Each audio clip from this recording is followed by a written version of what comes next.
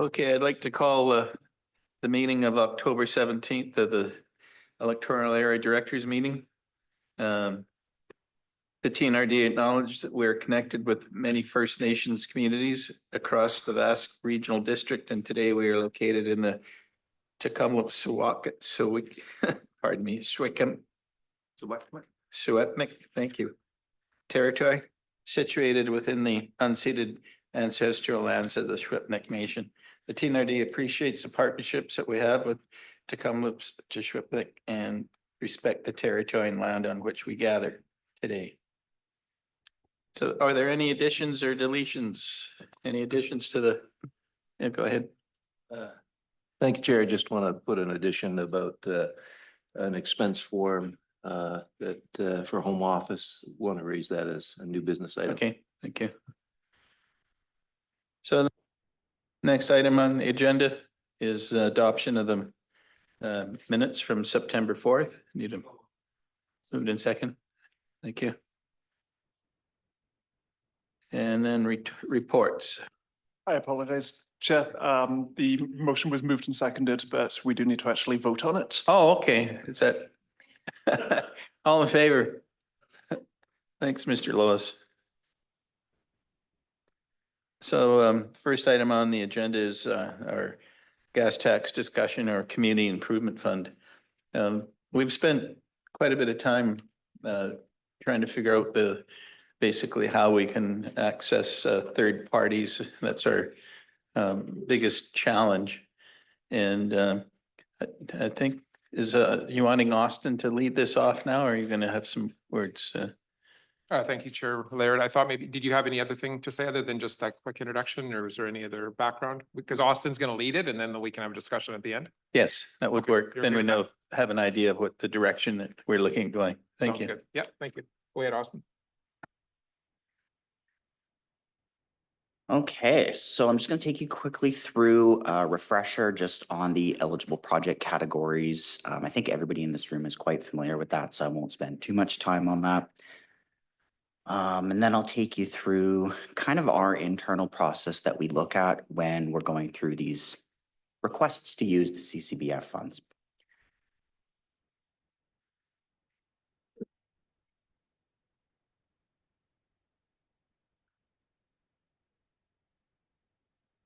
Okay, so first we have the eligible product category or project categories, sorry. Thank you.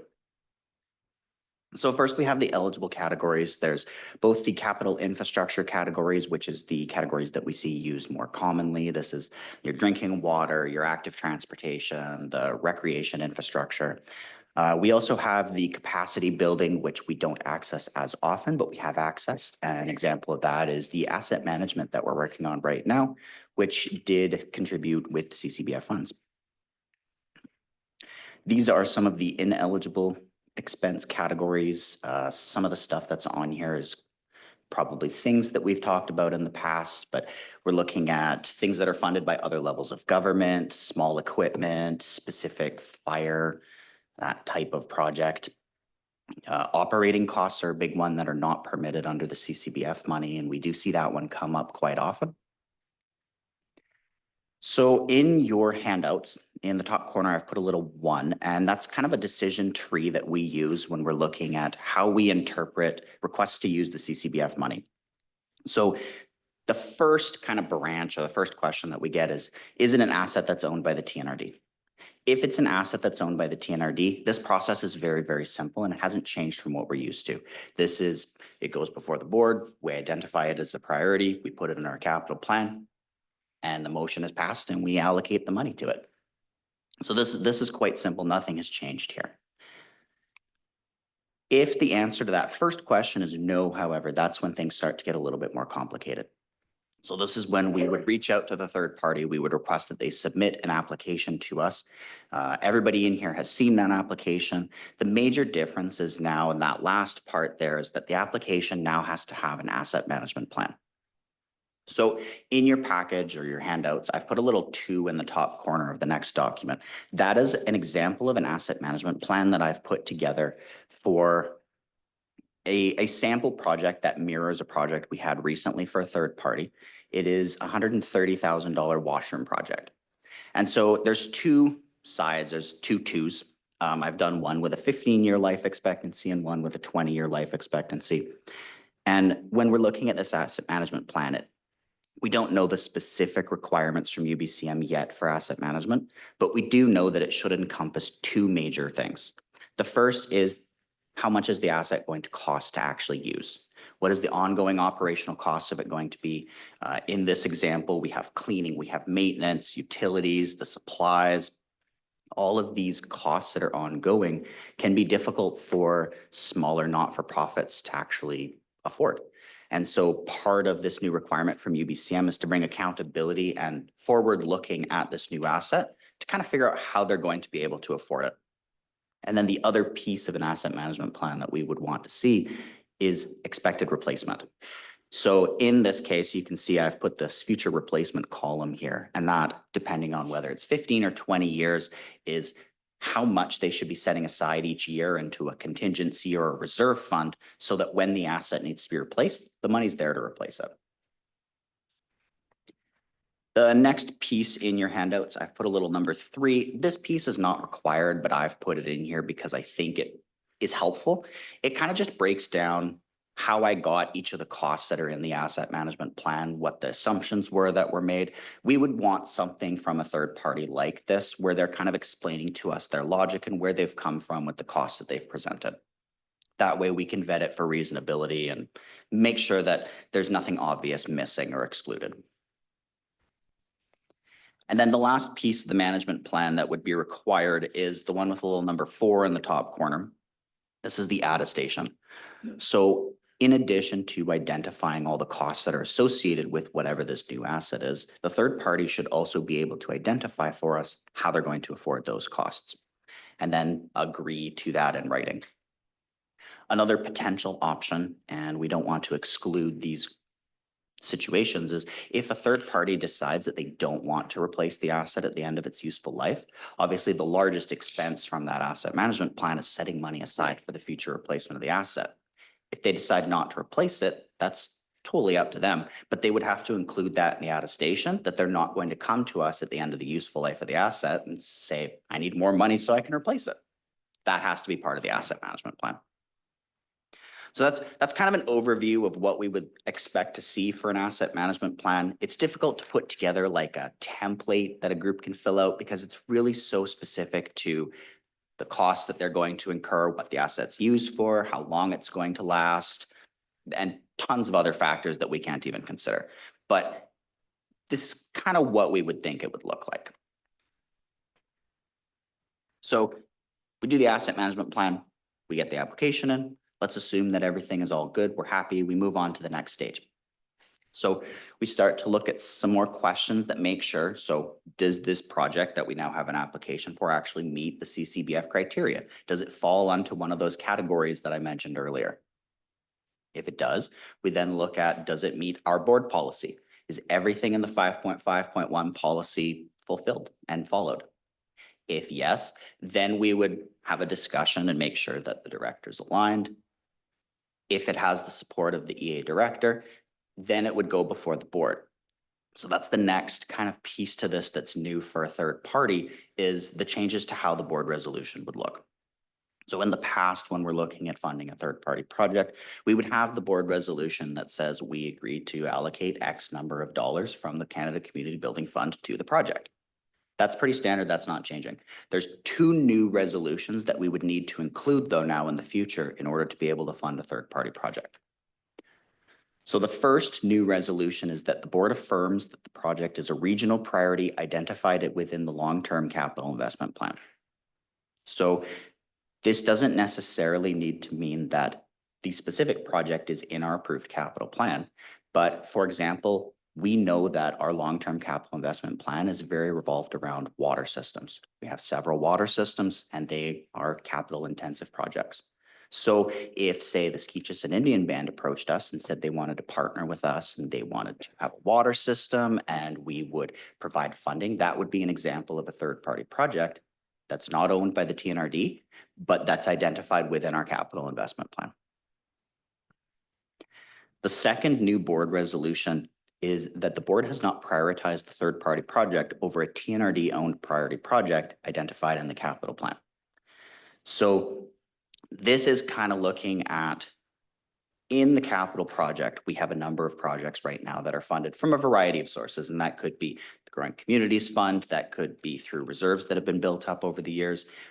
But typically when we're looking at the reserve money that's in the capital reserves, that's funded by taxpayers.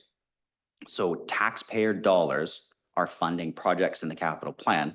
So the idea that UBCM is getting at with this resolution is, are we saying that this third-party project that we're funding should be funded first before a project that's funded by TNRD taxpayer dollars?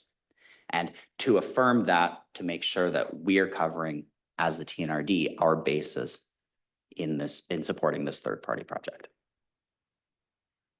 So provided all three of those resolutions are passed and everything is good and happy in the world, that's where you would see the third-party project being funded.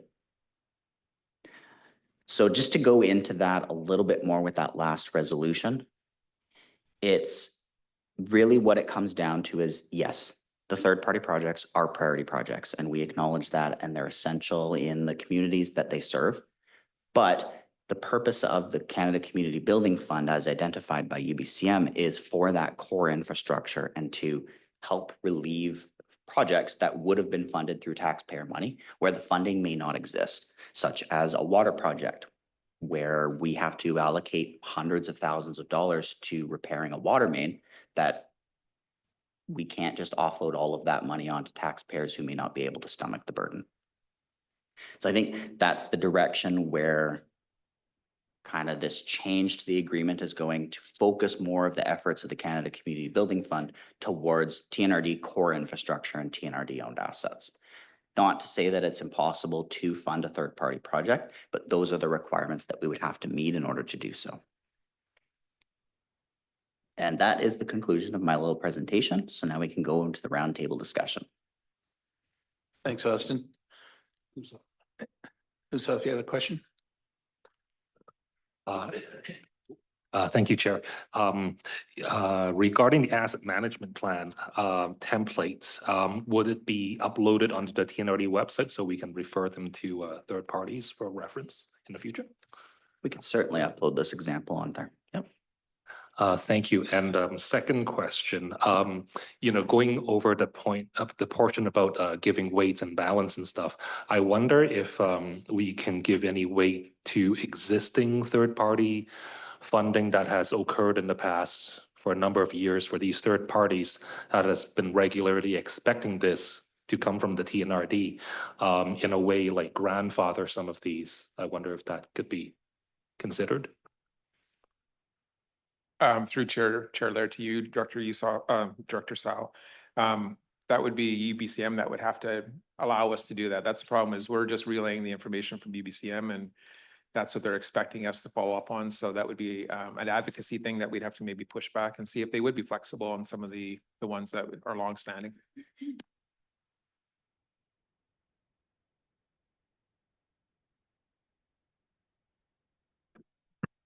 Thank you. So this is just going to be, I think, a simple question.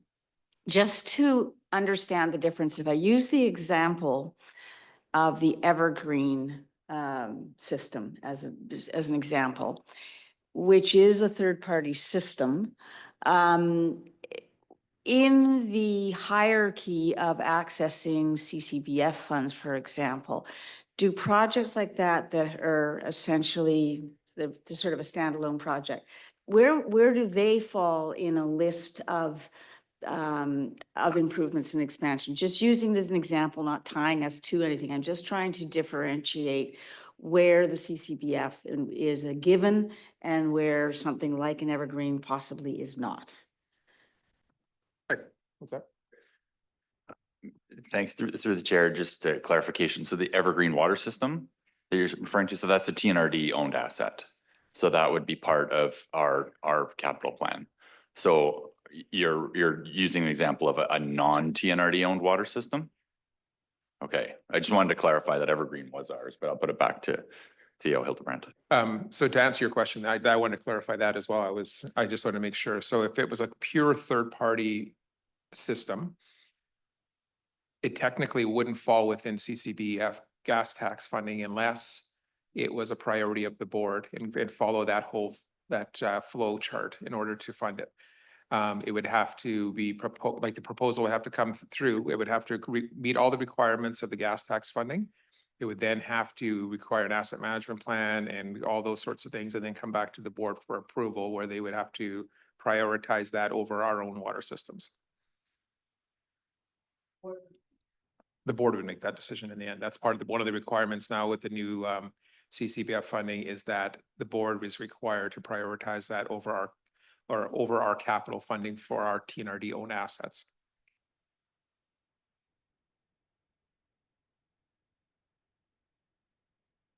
Director Grenier?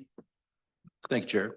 On the slide, it talked about prioritized, the TNRE assets are prioritized over third parties. And we had a conversation yesterday about how we might be able to elevate to an equitable or an equal level a third-party project that the board thought was worthy at the same level, and wonder if we would be able to create a roster of projects or of third parties that we would consider to be on an equal footing with our TNRD projects. So, because I think about water licenses, and the priority license holder gets his full license filled before the second person on the priority goes. And that means that if we follow this to that rigid standard, the guy second or 10th on the list is never going to get any share of any water until the first guy gets full. When I look at what we've got on the list for our water systems, it's, I mean, we're going to be at this for many, many years. And and if we don't find some solution to this, it means that all third-party funding is going to have to wait until we get all our water systems fixed, which I don't think is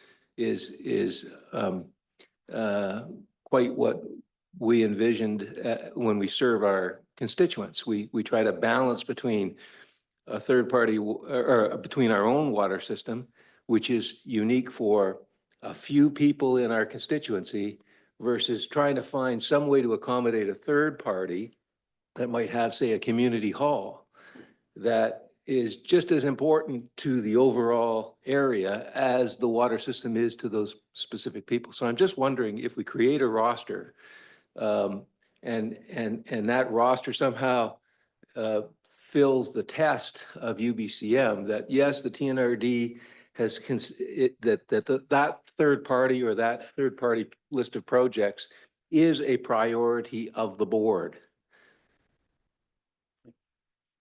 Go ahead. Yeah, thank you, Chair Laird. To Director Grenier, I don't think unfortunately, we're in a really tough spot right here, because what you said is exactly what's happening. Where third parties it's extremely difficult for third parties to gain funding. I guess I don't think we're going to ever change the UBCM requirements, because those are pushed down from the federal government to them.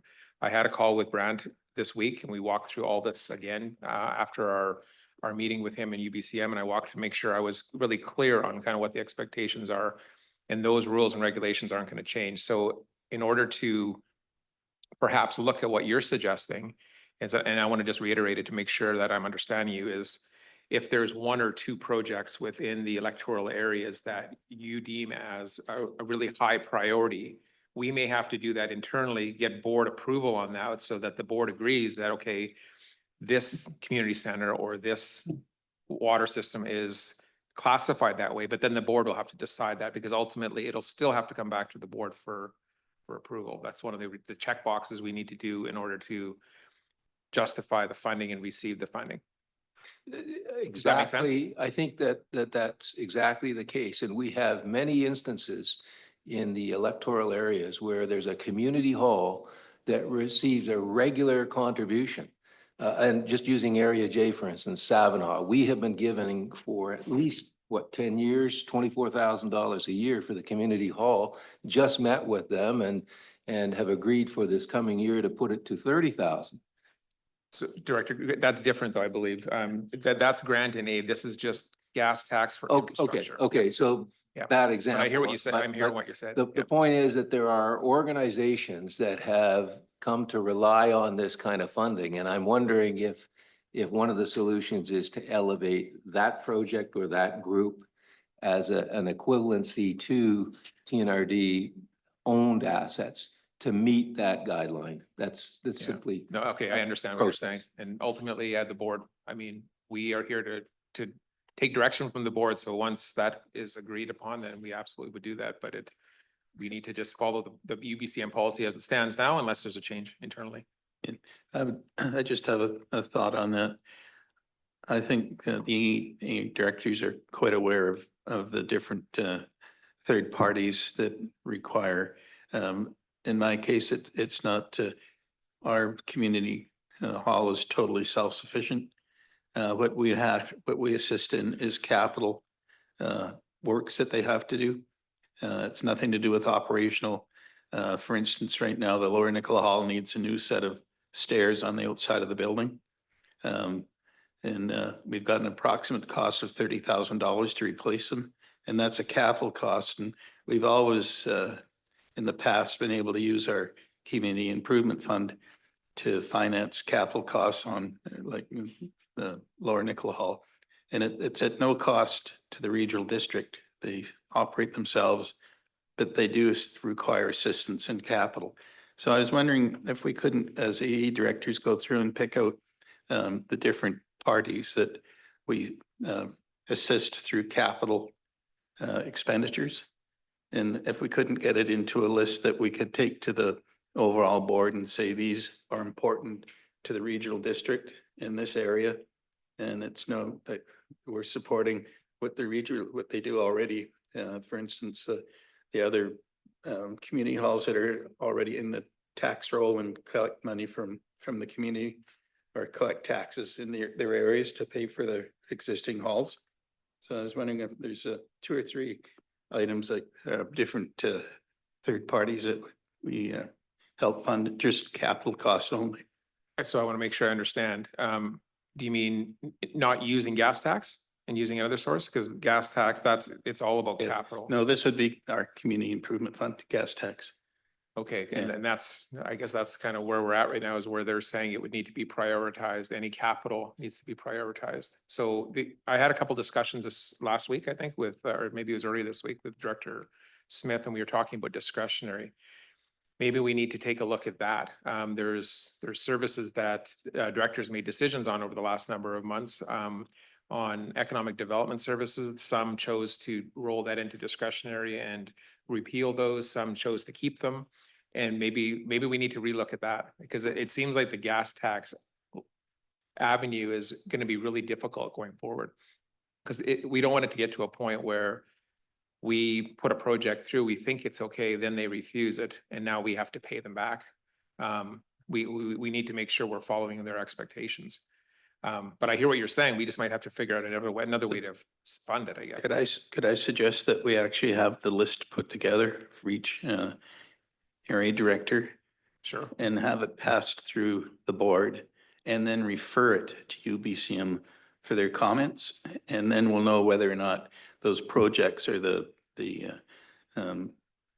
infrastructure that we've decided is the board wants to support in each EA directors. And then we'll know right away, instead of going through the whole process and having it turned down afterwards. Yeah, I'm It'd totally be a fine. lot easier to have a list of what's we can actually fund through our community improvement fund. If you could clarify that, exactly what you're saying, just so we can capture it as, are you suggesting you wanted to make a motion perhaps and direct that, or what are your? Yeah, well, I'll wait till we finish the discussion and then we can make a motion. Okay, as we can how come back to that. Yeah, Okay. yeah.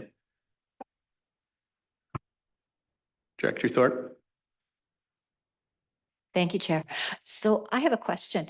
If, assuming everything stays the way it looks like it is now, do you anticipate that possibly we could see an influx of these third-party halls and water systems, et cetera, now wanting to be taken over by the TNRD because we can't fund them through this third party, that happening. And then how do we prioritize them over the ones that we already have on the go? How do you anticipate this is going to play out? Good question, Director Thorpe. I think that's something that a lot of us have talked about as well, because I know of situations now where they're in some electoral areas, there's assets that we know they would like us to take over. And that process would have to go back to our acquisition policy, and the board would need to decide if they want to accept that or not. And then perhaps the operating then goes back to the society or whoever is running it. And then now it becomes our asset. And now it falls within those categories. So you're right, there could be a massive influx of people wanting to hand over assets for us to take over, but now the board will have to decide how we prioritize that. Supplemental. So we're kind of putting ourselves between a rock and a hard place then, because now where we could maybe help them out in the past, now we can't in theory, and we're going to end up in theory again with all these these other assets that we're now going to be responsible for. So are we kind of shooting ourselves in the foot through this new program that's coming out through UBCM with the gas tax? In theory, that would be correct, but I mean, the board would decide whether they accept the asset or not. And if it's, if all of a sudden there's an influx of 50 assets, I'm not sure how we're going to manage that. That's where the board will have to, along with staff, figure out a strategy. It's difficult for sure. Director Fox? Thank you, Chair, through to the committee. So some of the information that UBCM and Brant has been discussing with us when we talk about this information. So what I anticipate is if we bring a list of projects to UBCM, which if the board supports, we can do, what they've asked us for in the past, and you might remember about a year ago, we brought a presentation to you, I think it was Kim and Agnes, and it talked about the amount of third-party projects that were funded and the amount of TNRD-owned projects that were funded. And we had about $14 million, of which about 50% of that money was given to third-party projects and 50% was given to TNRD-owned projects. And then what UBCM does is they look at our 5 to 10 year capital plan and they see all of the capital projects that are on the capital plan. And then what they see is 20% in the first year is grant funded, 20% in the second year is grant funded, 63% in the third year is grant funded, 80% in the fourth year, and 60% in the fifth year. So what that tells them is there are projects that will not go forward that are grant funded, and the ones up front where we're using 80% of our reserves. And for an example, I give you solid waste. So we're using a lot of solid waste reserve funding to offset the operating costs to decrease the tax rate increase. So we're depleting that reserve to very low amounts. We have huge amounts of infrastructure in solid waste. A lot of projects that can't move forward because it does not have funding. So they're looking at all of that. They're asking me questions about that to say, here is your listing. Now they're putting that onus on you guys. So rather than putting it on us to sift through that, they're saying, okay, directors, you look at your 5-year capital plan and you tell me that you're not going to go forward with your solid waste bins to hold your waste because you're giving money over here. Those are the things that they're asking us and looking at. So I just want to kind of give context to that. So I'm sure that they'll look at this, but I think the feedback that they've gotten and why this change came about is the feedback that they've probably gotten from all of the regional districts and in the area. And that's probably why this conduit. When we've gone back, there's no movement. This is the way it is. If it fits within this and it meets the criteria and we go back and they say, yep, we get their go ahead, then we move forward with the project, because what we don't want to do is move forward because we interpreted something and then we have to pay the money back. So it's made it really objective in some ways, looking at the capital plan, and it's putting a lot of pressure to not address things like community halls where they're not funded by the TNRD. So we really get the conflict there, and trying to find a workaround has become extremely difficult. What I want to walk away from here today, what's very important to me, is that electoral area directors don't continually put pressure on my staff to break the rules. So whatever we decide and whatever we have in the policy, if you guys don't feel like that policy is working or meeting what you need, you have to come to Scott and I, and we have to go to the board.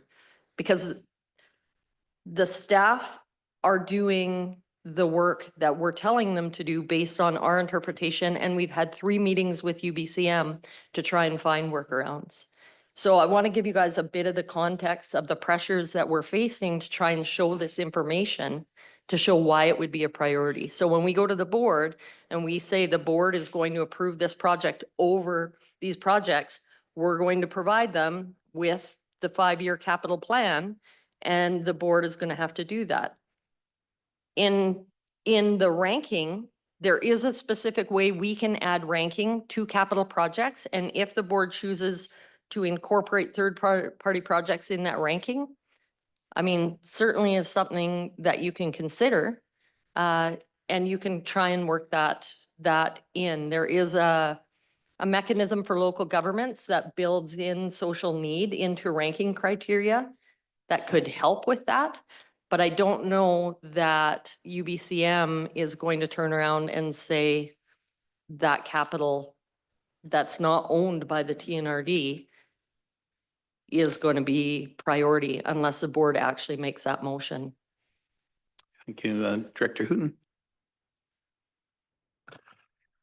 After listening to all this and what we've listened to in the past, would it be beneficial for each EA director to sit down with your staff, Jamie, see what we have in our individual bank accounts, if you want to call it that, and go over our EA director areas of TNRD owned capital assets on what we need spending for, so we're not pinning our assets versus third party. So here, Doug, here's what you've got.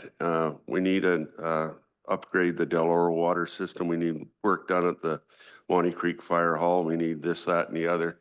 Here's what you've got. So, you know, we want to look after that side, but we also want to look after the third party. We don't have enough money, which probably don't, but we also have to look after our own assets. I agree with you, but instead of pinning us against a third party, which is kind of what I get the feeling we're getting done, I think it'd be beneficial if we sit down individually with your staff, a quick 1-hour meeting, and see, okay, here's what you need in your area, Doug, over the next 10 years. Here's what you've got. And that way, in your brain, you can figure out how to prioritize things instead of, oh, Pritchard needs a new roof on their hall. Well, yeah, but we need a water system over here too. So I don't know, it seems like we're getting pinned here. Thanks. Director Smith. So basically what I'm hearing is we need to change lanes here when it comes to third-party funding, because CCBF is not the avenue to take. I don't see, all we're asking staff to do, and Carla's comment is to break the rules, or to ask if we can do this when we know from Scott's comments, it sounds pretty obvious to me that UBCM have made it very clear as to where that money has to go. So I don't know why we keep discussing third party and CCBF funds, because I don't think they're compatible at all. I just have a comment on that. We met with UBCM when we were down there and we discussed this. I think if we go down and have a direct meeting with them, it's a lot different than sending information back, because they fully don't understand exactly what our issues are. And when we had our discussion there, they did say we could fund third party. And if I remember correctly, it was up to $25,000. And they have a list of what we can actually put money to. And they also confirmed that as I'm an EA director that doesn't have a water system, my water system is controlled by a different level of government, that the regulate the TNRD directors that have an asset owned by the TNRD can spend all their money there. But they said that I would be able to spend my funds for improving the lower, or helping fund the Lower Nicola Water District. So it's basically, there is a difference as to whether it's a TNRD utility or owned and operated by a different level of government. And they said that that was a possibility, and I could do that as a director. Because basically we're saying, if you're an EA director with TNRD assets, you can spend all your money there. I don't have a water district that is owned by the TNRD, and I don't think the TNRD would want to take over the water district in Lower Nicola. And what this does is it lets the people that own it with their water license, it's in an improvement area, look after their own water district. But they have no access to funding. They have absolutely no access to any funding other than what I can give them through the Community Improvement Fund. And that's what I'm having a hard time dealing with. If it was a TNRD asset, I could give all my money to it. But because it's owned by a separate level of government, I'm not allowed to, is what I'm hearing here. But when we discussed at UBCM with the three gentlemen, they said it was I could do that as a utility within my area with a different level of government. So that's what I have a problem with. Because like I say, to get to the board to approve taking on another water district is probably not going to happen. So that leaves me between a rock and a hard spot. Just to follow up on that discussion too. So I did have a conversation with Brant about that this week too, as an example. And they did say that, but they also said that it would also require a full asset management plan and board approval. So and that's where I'm getting hung up. I don't want to disappoint you at the end where we're going to say, we're going to run this through the gauntlet, and then they won't give us data. Like you had mentioned to me, they won't give us the information on their user fees and all those things. And then the board denies it. And then we're back to the same spot again. We're trying to be proactive and get ahead of it is the problem. I think we won't have a problem getting that information from the Lower Nicola Water District. I haven't had the opportunity, and we haven't had the actual direction or policy that I can take and say, this is how I can assist you as your EA director. And until we have that sorted, I think we'll get it sorted out today. And so we know exactly where we're going. Okay. Director Green. Thank you, Mr. Chair. I keep hearing that we're afraid that we're going to have to pay the money back. So my question is, have we ever had to pay the money back? We currently have, actually, with a recent third-party project that was approved, there was approximately $23,000 that was spent on schematics and plans that was not considered to be eligible. That amount is going to have to be repaid back. And that was determined this year that we have to repay that amount back. Was it the whole project or just a portion of it? It depends on how you look at it, because we considered it as two separate projects when we did the approval, but it was for one overall project. So it kind of, that specific piece of it that was submitted to UBCM as its own project was considered its own project, and it will have to be repaid. So I would say yes. I just want to clarify the project. It was the Fall Fair washrooms. It was a very complicated situation we were in, and we were following what was required to move the project forward. And we brought it back. The board approved the expenditure, and if we have to pay it back, we have to pay it back. But it's a very small amount, and it's interesting when you're sitting as basically an employee. You don't get the on the ground feeling and the what happens when you're doing a project. It's quite different when you're there talking face to face with the proponent that is very dedicated and wanting to get the project moving forward. We all make mistakes, unfortunately. This isn't the only project that's had an overrun. There's been numerous before that, and they weren't asked to give money back.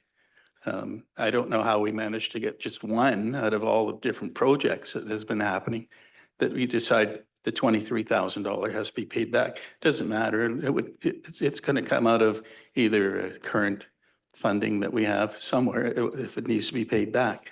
And I find it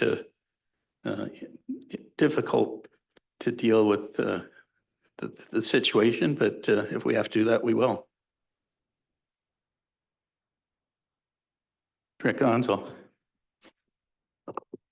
Thank you. I just have a question for staff. In the conversations that you've been having with UBCM, have they ever offered any other alternate financial solutions for third parties?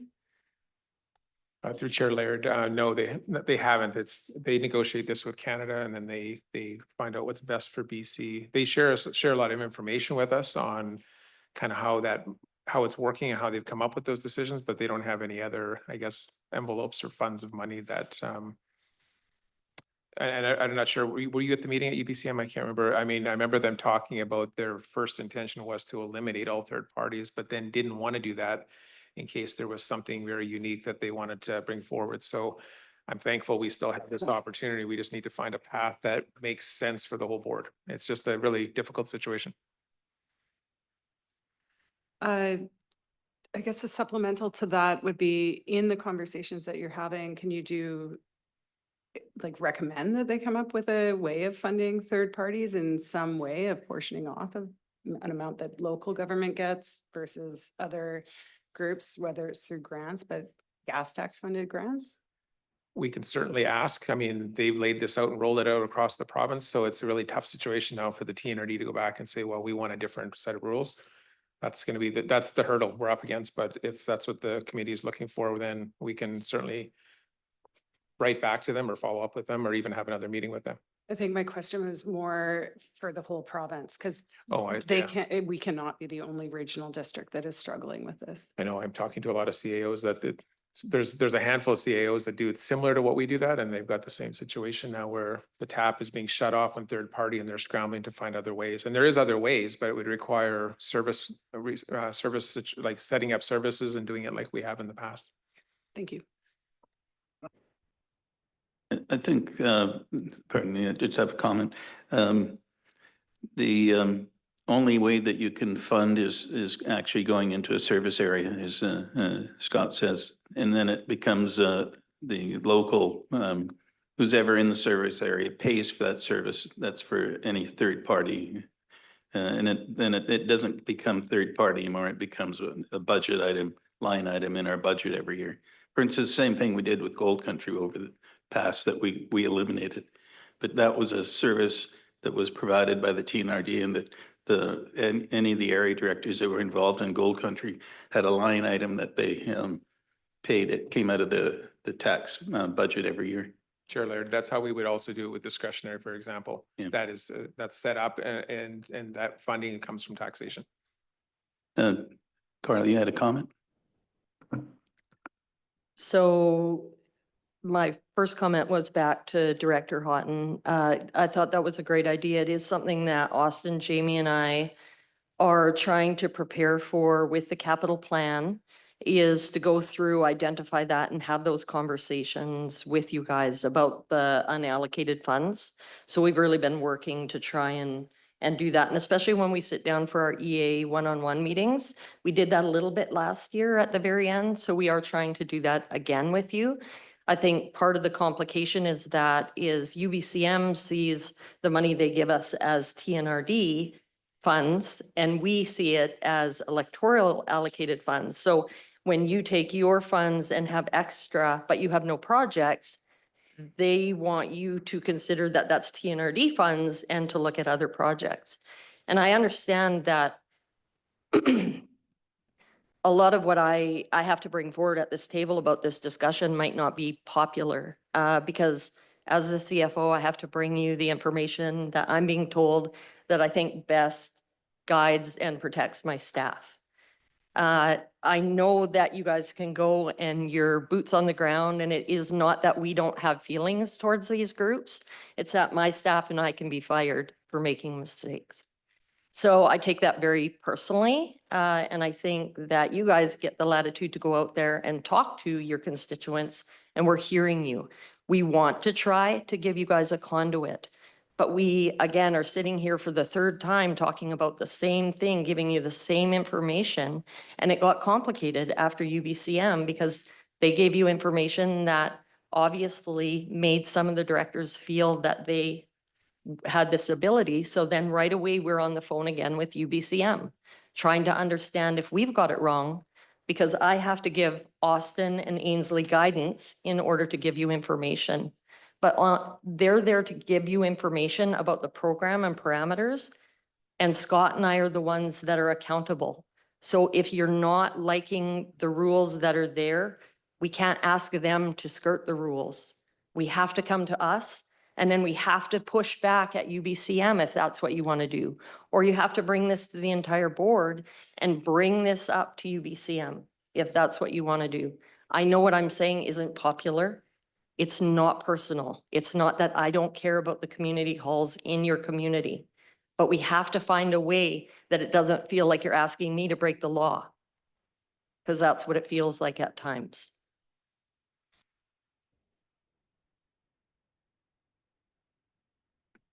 Go ahead, Director Grenier.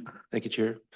What if we were to pass a resolution that said something like 75% of the allocation of gas tax money is to TNRD prioritized projects and 25% is for consideration of third-party projects that qualify, just as a sort of a annual thing. And then anything that doesn't get funded through that 25% falls back into TNRD, so that the board takes a very specific direction on allocation of funds and projects for consideration or opportunity. Does something like that fit within the UBCM new rules? I think that through Chair Laird to Director Grenier, I still feel like that would be skirting their rules, but the board might then, if what the board is saying that this is our priority to do 75-20 split, then that settles it, I guess. The board then is now prioritizing 25% of the money to those projects. I suppose the board could do that, but I think the board would certainly have to decide that, but it still wouldn't be meeting the expectation of UBCM requirements. So that's the part we'd have to follow up on, because if they're not going to now pay us for that 25% for whatever reason, we need to understand that. Are we wanting to make a motion now, considering that Director Grenier had put forward? You want to make that into a motion, and then we can Barb, so you had your hand up? Used to be a server, didn't you? Just get them with their mouth full and then ask them how their dinner is. Absolutely. Improvement districts can tax.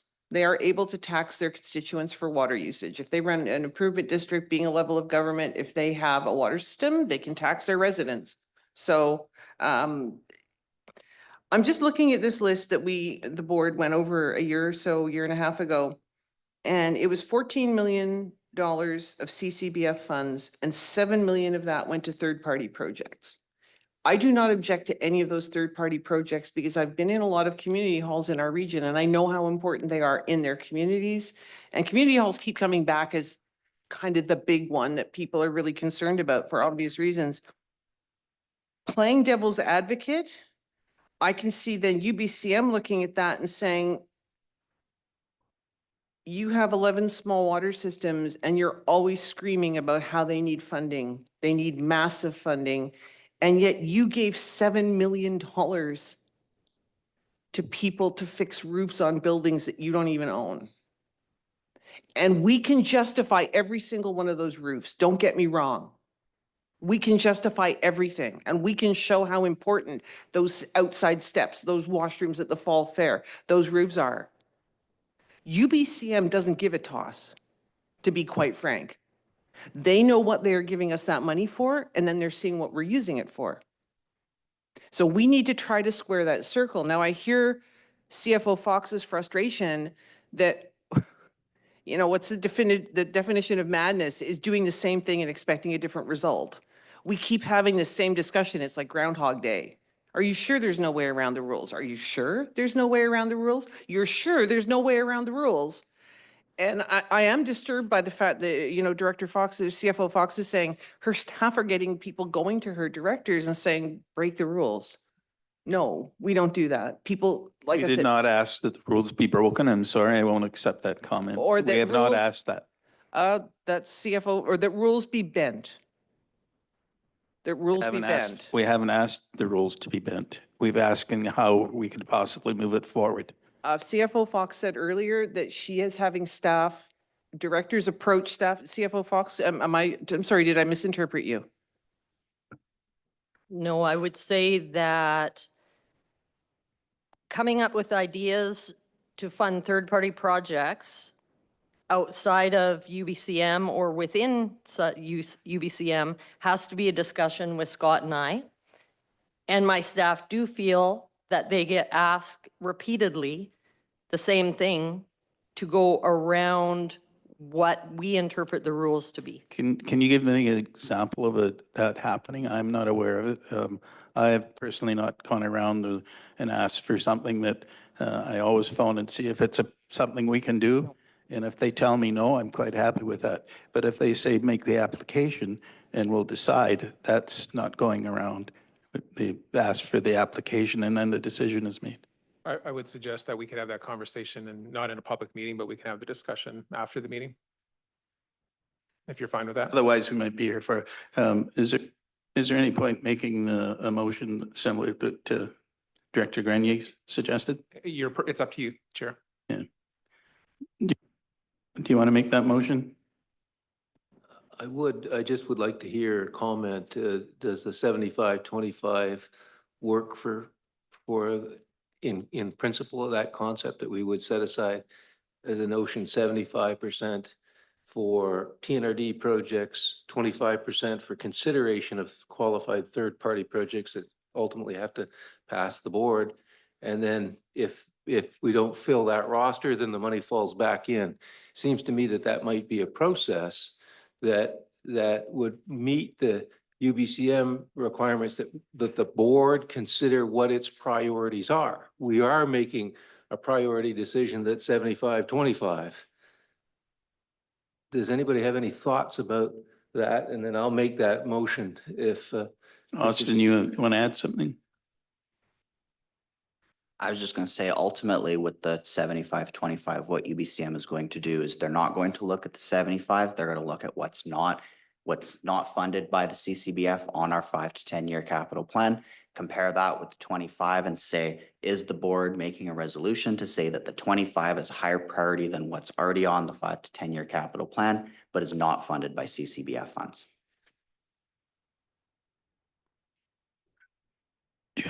Jill, you have go ahead. Just sitting here and listening to this, I think we're trying to spend money that we have no control over. That's UBCM's money. They're telling us what we can do with it and giving us a prescription for how we can spread it out.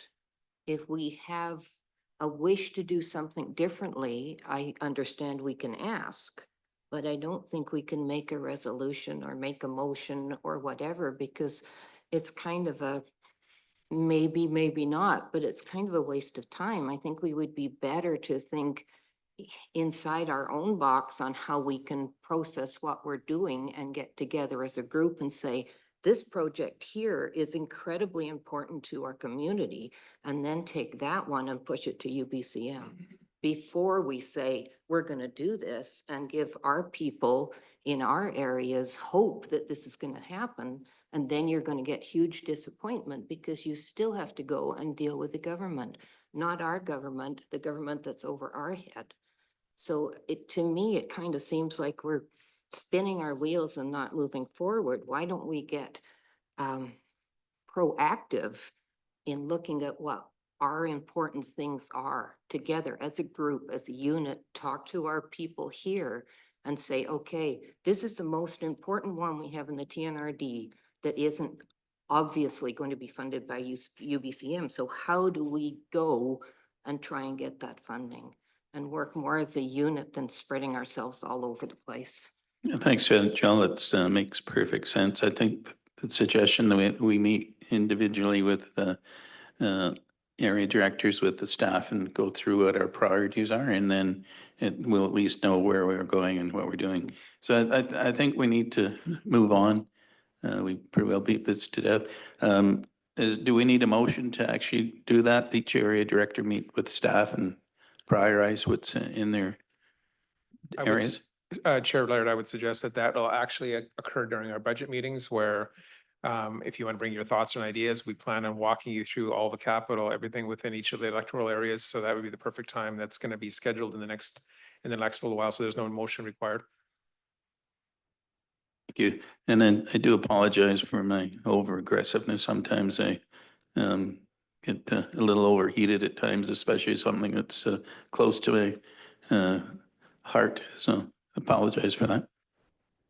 Anybody else have any just Barb? Thank you. I have been giving this a lot of thought. I honestly have. I actually came up with a crazy idea last night that might have helped the electoral area directors bridge the gap while we try to find long-term solutions for this. And CFO Fox let me down very gently this morning, but it wouldn't work. Something I did think though, and I have experience of this with the Winding Rivers Arts and Performance Society in Ashcroft.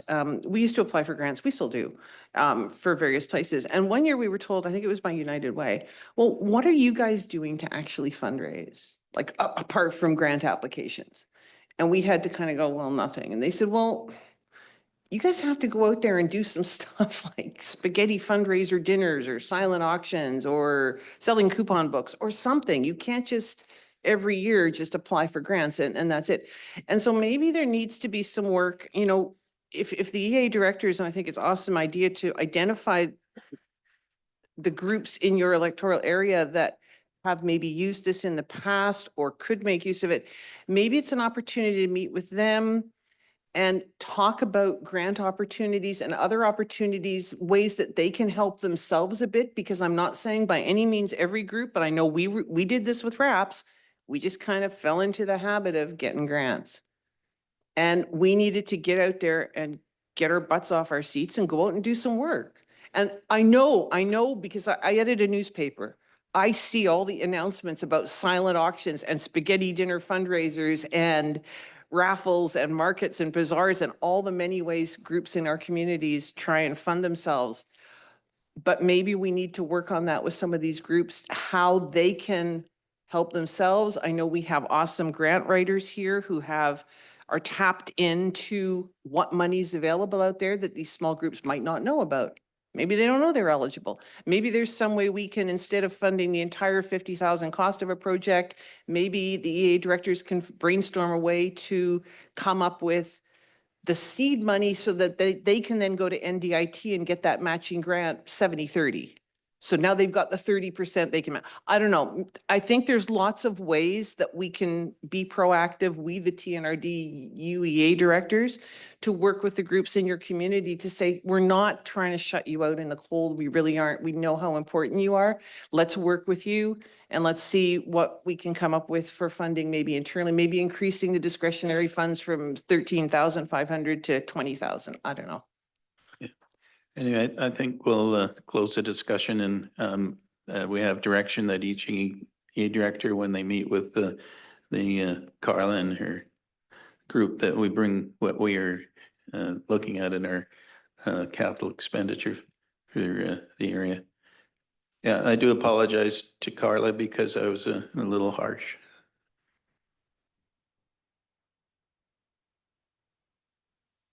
Okay, we'll move on to another exciting topic.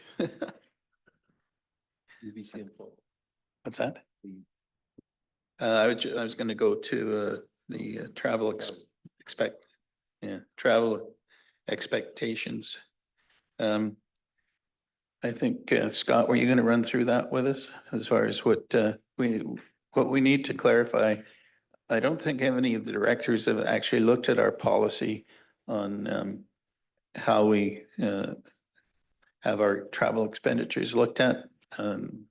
If Scott would like to fill us in, and maybe we need to get a copy of the policy to each of the EA directors. Thank you, Chair Laird. This was a request that you had asked us to put on the agenda, but I didn't really have any other context other than something you and I were talking about.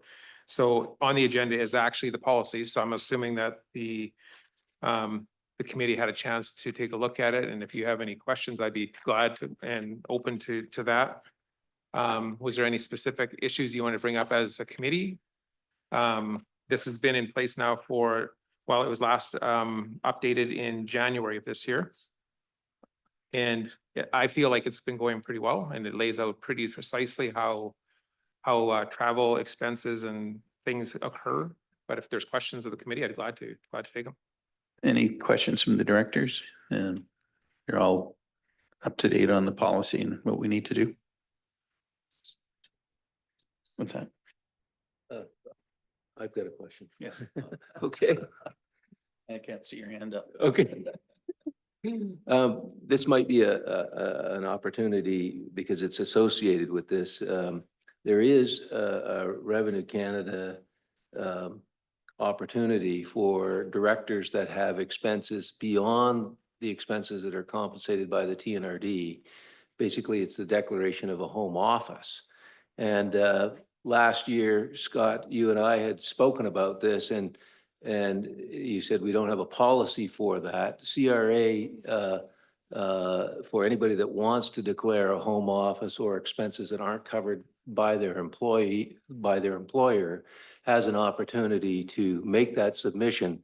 But there is now a form that's required by the employer that has to be filled out that just simply says, yes, this employee has other expenditures that it incurs, not the TNRD. And with that, the director or the employee can file those that request with their tax return. And that's a form. T2200. Yes, Yeah. thank you. Yeah. And so when you and I spoke about this yesterday, you didn't have a policy for that, and it might make an opportune time to file a motion asking that any directors that want to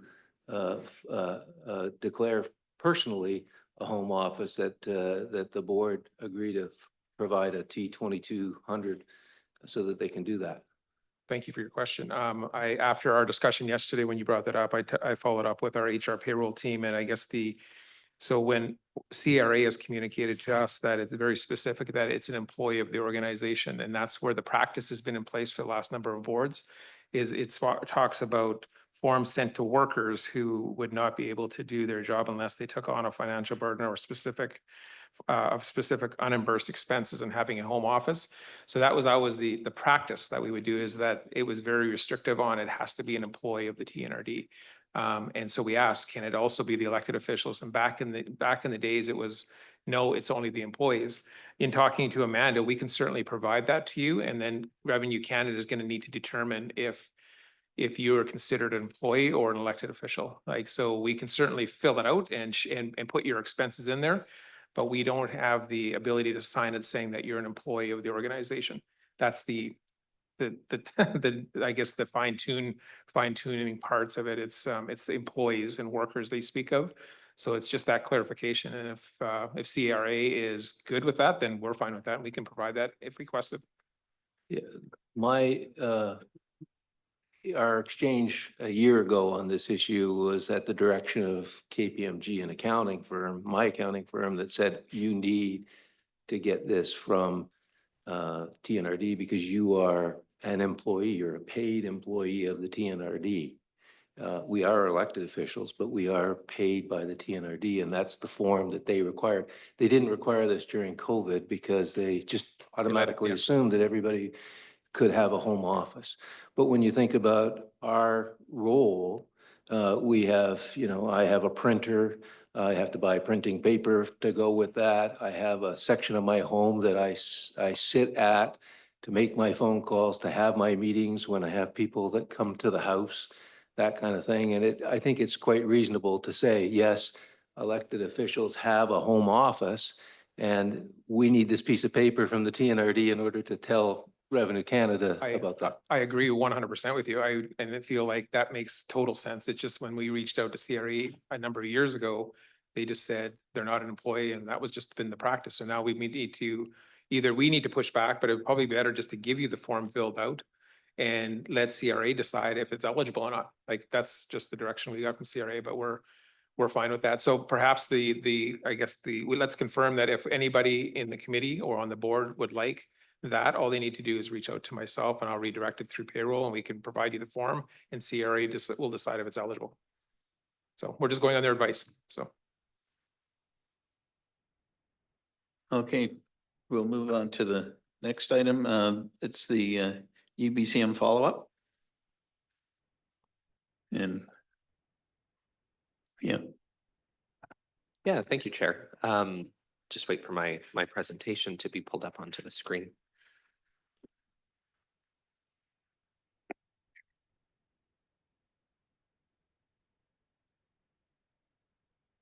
Okay, yeah, I wanted to provide a bit of an opportunity, one, to debrief UBCM 2024 and get thoughts from directors as to how they felt it went, recap our meetings that we had with ministries, staff and ministers, and also discuss some thoughts and get some feedback from directors in terms of advocacy moving forward, and some general feelings around some ideas that are based off of an advocacy framework that has been drafted, and then kind of closing it off to discuss UBCM 2025 with the group. So yeah. To get started, I don't know if there's any comments from directors as to how they felt it went, what went well. Are there any lessons to learn for next time? Just wanting to hold some space, sort of right off the hop for some general thoughts on how UBCM 2024 went. Is there any directors have any follow-up for that? I felt that we did a good job of making our presentations. I know we've all been doing this a long time and hopefully that I think we have an opportunity to keep doing the advocacy thing. It's important that we always stay in front of ministry as to what our issues are in our area. So if any, Director Hansel. Thank you. I felt the UBCM this year for myself personally was really valuable and I enjoyed it much more than the first year as an elected official because I actually felt comfortable in the rooms that we were sitting in. The most valuable portions of meetings that I found was actually meeting with the staff. And in the future, I would recommend that we always try to get the staff meetings. And then any of the minister meetings are just the icing on top of the cake.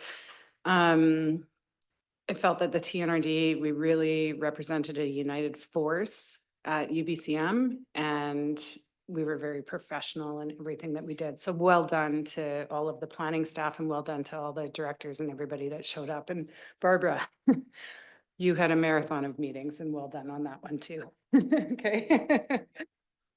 Yeah, well, anyway, I really appreciated it and learned a lot this year and felt that our voice was heard, so. Director Morris? Oh, Director Morris is here. Yeah, I would, second time round attending, I thought that the staff meetings as well were more critical. While I enjoy meeting the ministers, I did prefer the one-on-one of those staff meetings and the focus, I think, useful. What I also liked is the opportunity, and maybe we keep on this, but is the presentation, the briefing, the debriefing. So the briefing before in terms of how we're approaching each of these, particularly when we are dealing with senior staff. I think that's important, the ability and the flexibility to enable those of us who were, on the wall, as it were, we weren't sitting right up at the table. There was still that ability to gain the knowledge and come back with a different perspective that others might not have caught on to as well. So I think that process is important. I would just continue to encourage And this may be an individual error on my behalf, but having those advocacy platforms really fleshed out and maybe the who and the what, keep on that in terms of who is going to speak to what, and that scripted approach as well, I think is really useful. So those were my thoughts, coming out of years of advocacy, obviously for the tourism sector, and then trying to shift that into some different projects. So. Director Hayward, yeah. You guys pretty much said what I was going to say, other than the fact that, yes, I felt a lot better and more comfortable in my shoes at UBCM this year. It was really great to see people from other areas that I had met the year before and to hear how they progressed with what their projects had been and the mistakes that they made and what they learned along the way and the things that they found out worked really well. Sometimes it's not all about the ministers and the staff. Sometimes you can really learn from other areas, which I did, and I thought that was great. And I do recognize that the staff are where we're really getting the action from. It's not so much from the ministers, and maybe this year it was because of the election. The ministers didn't know if they were going to be here or not, so you didn't really have their attention. But UBCM is really important, and I think that I was just really proud of the TNRD, and I think we got really well met wherever we went, which was important. Thank you, Director Yusof, and then Director Houghton. Thank you, Chair David. Feedback, thank you very much to staff, and actually just on the spot question I thought of. In the past year before Mr. Kelly came on board, my mantra was just FaceTime. But with ministers and, whenever there was something going on in the Lower Mainland, I try to go there. But then I echo what Director Onslow said about staff. That was my first ever, contact with ministry staff was at UBCM this year. I wonder if you can give advice to us on how do we as the elected officials approach ministry staff? Like, are they also open to my same approach to ministers? Say, hey, you have this event, I'm going to show up and see you at the bar afterwards. Yeah, any advice on that? And if we could find more information of these contacts, because a lot of these staff, I had no idea who, where, what, where, how. Is it more like just look up in the ministry webs? I see. I could learn from Director there. Okay, thank you, Corbin. Yeah, just to add in there as well, the board does have a policy that outlines the procedures for how directors are to contact elected officials and staff. And so that'll be a discussion coming up through the advocacy framework a little later on in my presentation. But there is a policy that outlines the procedures around that already. So, Director Houghton. Don't want to reinvent the wheel, but I thought it was a very positive UBCM. I thought it was well organized on our part by the staff. I thought every meeting we went to, and like Chair Roden was informed, she had a marathon, and we were well organized going into each meeting. I thought we were well received. We had a level of professionalism, I think, that I haven't seen in other organizations, and that stems from the staff, the leadership down to us. And we went in there as a coordinated group. And at the end of it, I was sitting with Chair Roden at the banquet, and and we talked about this a little bit. And we were well received, I think, as a group. And when we go into these meetings, they kind of know where the TNRD is, and we lead a positive charge each meeting we go into, and I really echo Director Hayward's. I felt more comfortable this year going into them than last year because they were kind of the rookie, and I just want to say thanks to the staff and the great leadership and the great preparation, the great leadership from Chair Roden and Corbin and the others that took the Director Gagne and Tricia and everybody else that took the leadership at all these different meetings. I thought you were all very professional in the way that you handled yourselves and you're to be commended. Thank you. Thank you. Any other directors? You're going to supply more information now? If this the direction you want us to go in? Yeah, no, that's great. And thank you, everyone. I think I counted, I think we had close to 19 or 20 total meetings between ministers and staff and non-governmental organizations as well, like Enbridge and UBCM. So it was a full agenda. But no, thank you everyone for their feedback, and it does help inform us for UBCM 2025 and how we can continue to make UBCM a success for the TNRD. So what I'd like to do now is just get into some of the higher level overviews of the majority of our sort of overarching meetings that we had that are our sort of board directed advocacy priorities based on previous years. So just a meeting summary on municipal affairs and specifically, of course, small water utility systems. I think that it's safe to say that this is probably one of the biggest advocacy pieces moving forward in terms of the amount of moving parts, the amount of funding that is being looked for, and I would say sort of the impact if it isn't if we aren't successful in advocating to the ministry for this. So, we certainly heard from ministry staff that they're aware that we want a pilot project. They're willing to work with us, but the TNRD needs to provide rationale. And I think that, it's a timely discussion. I think especially with the CCBF funding conversations that are ongoing in terms of, we need to continue to show that we're doing the work, and we have in terms of raising rates. But we need to put in some more work to help the ministry get this across the finish line. It also, we heard from staff that they missed the opportunity for budget 2024. In terms of going to Treasury Board. We heard that the Ministry of Municipal Affairs wasn't asked to go to Treasury Board for input on budget. And so what we need to do now moving forward is ensuring that we are meeting those timelines. And so, essentially advocacy needs to start the second a new government is formed to make sure that we're meeting those timelines, because the speech from the throne is in February and so is budget. And so we want to make sure that we're meeting those timelines, that we're working with Ministry of Municipal Affairs staff to be able to, sort of build a rationale paper behind why the government should be funding small water utility systems.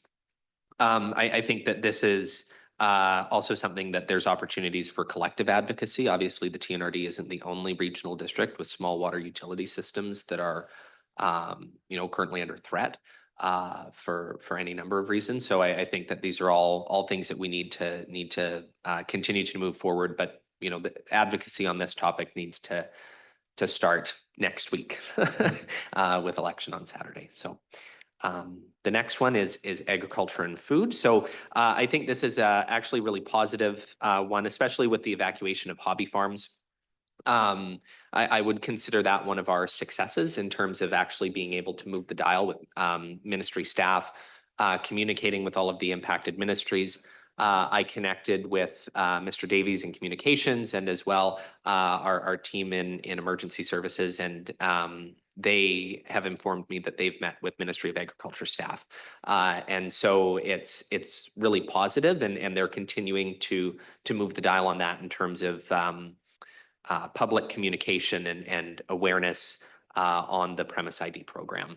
And so I would consider that one of our successes, and I think that it's a great show of what we can do when we get everyone at the table who's involved. The second topic that we discussed with the Ministry of Agriculture and Food, of course, was the Agricultural Land Commission. I think that this is interesting because it wasn't a topic of conversation at last year's UBCM. So this was kind of a new thing that was brought up, of course, at the direction of the EA committee and moving that forward. So, we did get commitment from the Agricultural Land Commission staff that they would be willing to come to a committee of the whole meeting, discuss concerns with the board, and sort of get some next steps out of that. And so we'll be looking to early 2025 once we have our sort of meeting calendar laid out as to when we could book some time in with ALC staff to ensure that they're aware of what the concerns are of the TNRD. Citizen services, connectivity in the TNRD. I know, again, this was kind of, it wasn't one that was really discussed at last year's UBCM, but I think that this was pretty positive. There was a lot of good ideas that came out of our meeting with the minister and his staff.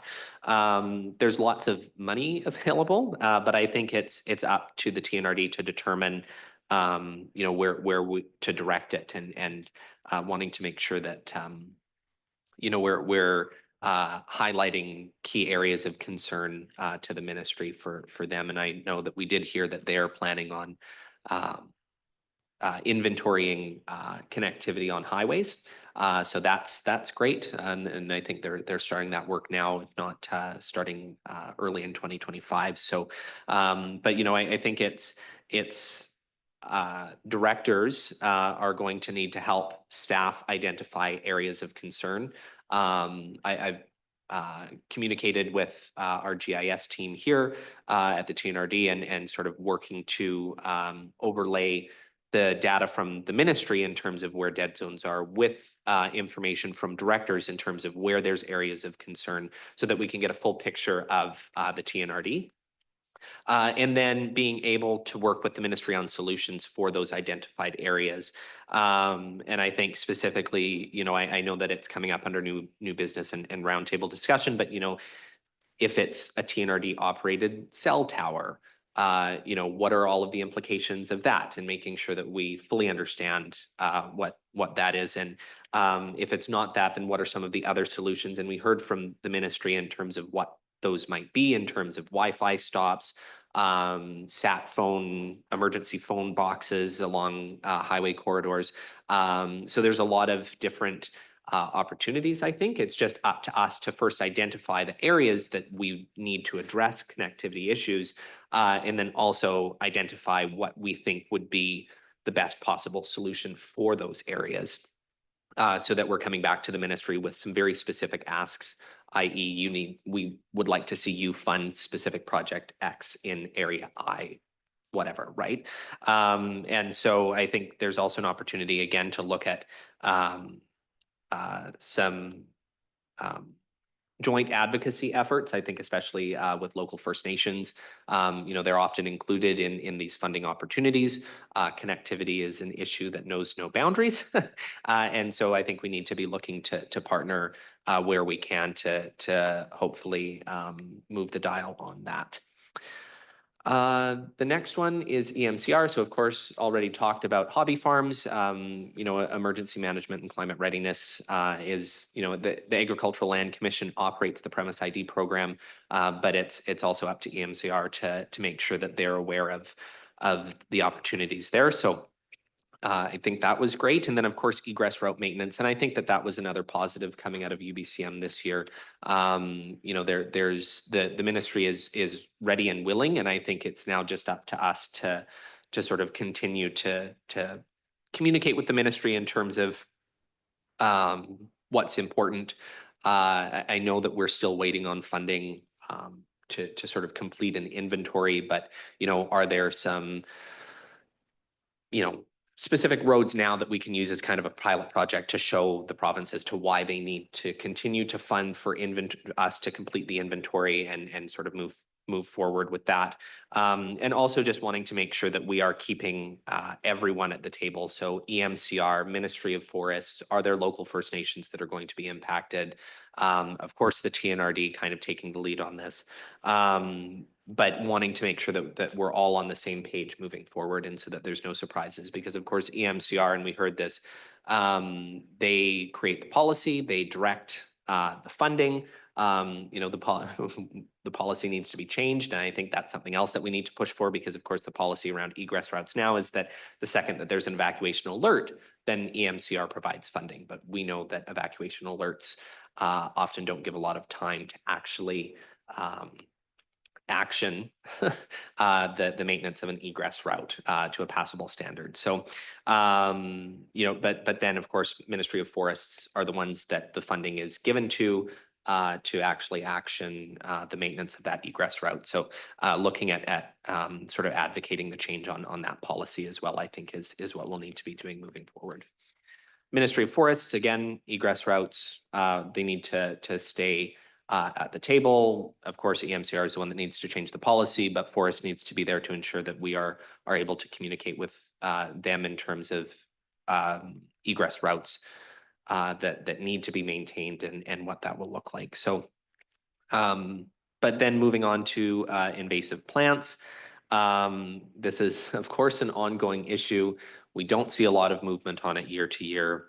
I know that there was suggestions around increased public awareness in the short term, which could be seen as a win. And I think there's some alignment there in terms of public education.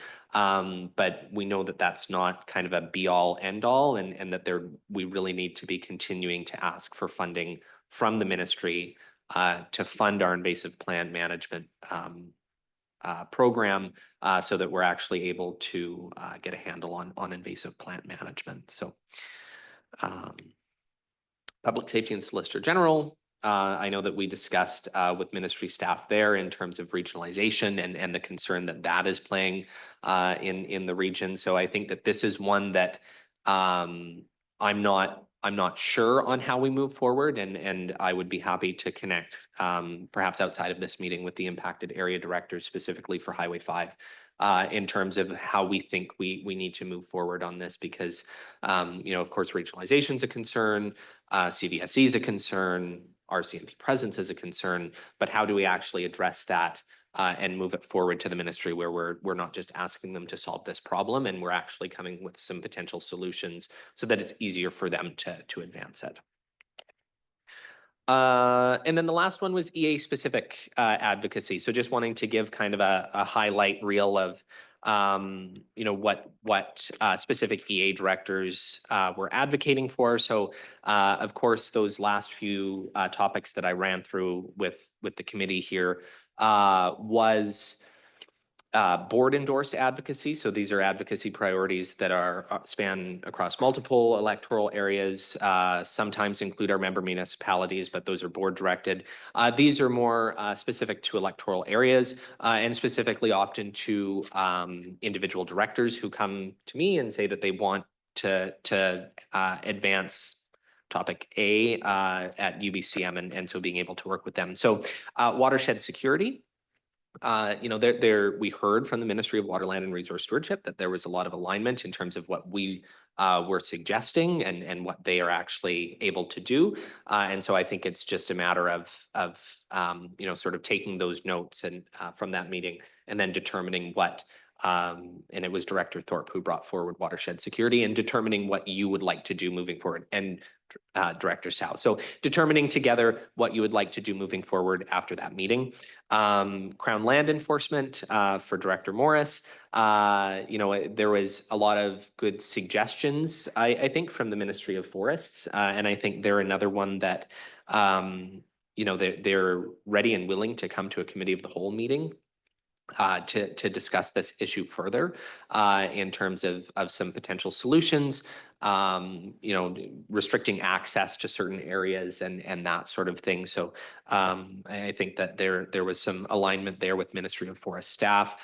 Range land use and loss. I think we heard clear from the ministry that they were willing to sort of discuss further our suggestion of a committee or a task force to ensure that we're addressing this with everybody at the table. So I think, again, just wanting to sit down with Director Houghton and Thorpe and making sure that we're aligned moving forward. DFA funding, again, staff from the ministry is just, I think, looking for more information from the TNRD and some potential ideas and how to move forward. So again, just wanting to relay that to the group and you know, my willingness to sit down with directors who were involved, and then local knowledge during fires and emergencies. Of course, this was a priority from the Premier's task force.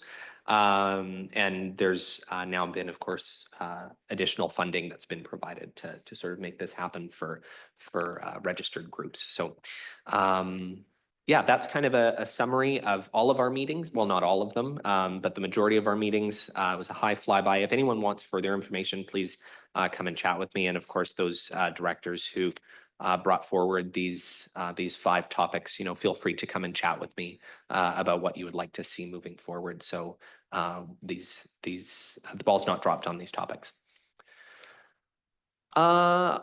Just wanting to now talk about advocacy moving forward.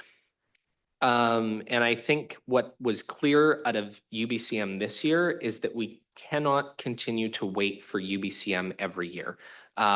Because of course we're going to miss budget timelines, we're going to miss opportunities for programs and intakes and that sort of thing. So and also, you know, we want to make sure that we are continuing to advocate for the priorities of the regional district. So you know, I think that we need to also look for alignment, like I was saying, with some of our topics with other regional districts, with First Nations. Are there any non-governmental organizations like chambers of commerce? You know, where our advocacy priorities are going to be impacting business. And so is there some alignment for us to work with somebody like a chamber of commerce to sort of continue to advance from multiple fronts?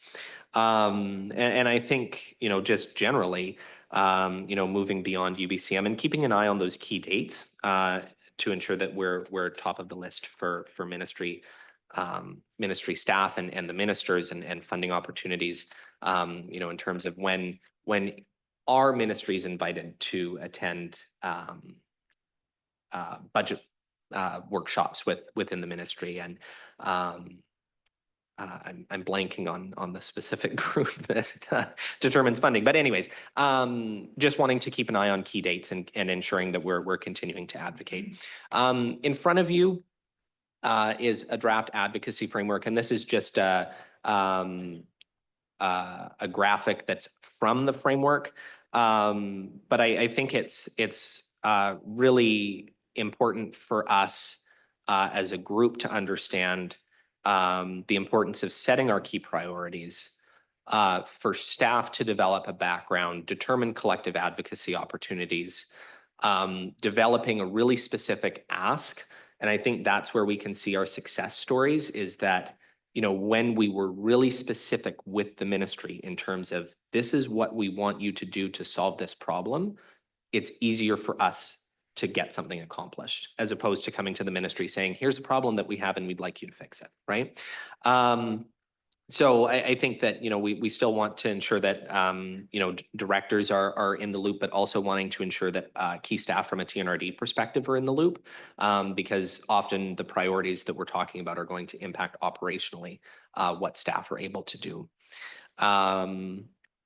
So moving forward, you know, I think generally, and I know that I think some directors and I chatted about this at UBCM this year. It's been a conversation between myself and CFO Fox and CEO Hildebrand in terms of, you know, do we moving forward reduce the number of folks that we send down to UBCM?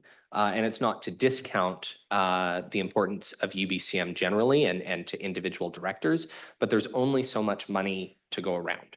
And so do we reduce the number of people that we send to UBCM each year and take those funds that we're saving and directing it to what I would call an advocacy tour, where we're able to send down the chair of a committee or the chair of the board with a staff member to Victoria to secure an hour-long meeting with the minister instead of 15 minutes, or securing longer meetings with ministry staff to actually deliberate on solutions, to be able to move the dial. And I think this goes back to really wanting to go beyond UBCM for our advocacy to be able to advance our the priorities of the board. You know, it's at the end of the day, you know, I think it's, are we getting a good return on our investment in terms of, you know, how we approach UBCM, and we know that it's successful, but we also recognize that there's more that needs to be done. So UBCM 2025 is going to be in Victoria from September 22nd to 26th. I think, you know, just again, like I had mentioned, are we sending less attendees with the expectation that, you know, in February when it's the speech from the throne, or January when it's deliberations for what's going into the throne speech, are we sending someone down to be involved in those conversations?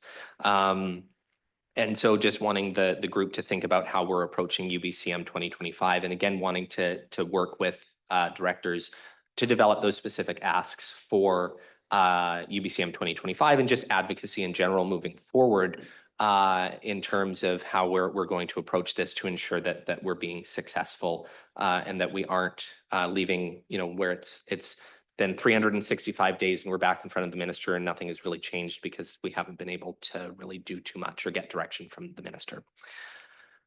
Okay, I've rambled for 20 minutes, but I'm done now. And I'm really happy to take questions and comments and feedback and really looking for some direction from the committee here on this. So thank you. Yeah, thanks very much for your presentation. It was, we're not dealing with the policy. Are you making a recommendation to relook at the 3 items on the policy of advocacy? No, sorry. So the advocacy framework and the 3 policy implications that have come out of that have gone to Policy and Governance Committee for comment.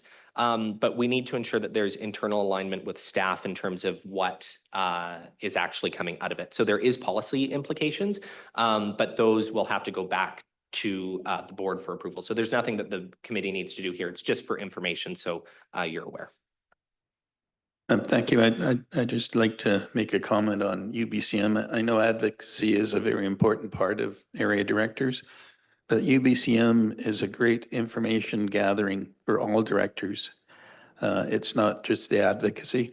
I think it's important that every director has the opportunity, and it's obviously their decision whether they want to go to UBCM or not. But there's so many other topics in just the interaction between your colleagues is so important.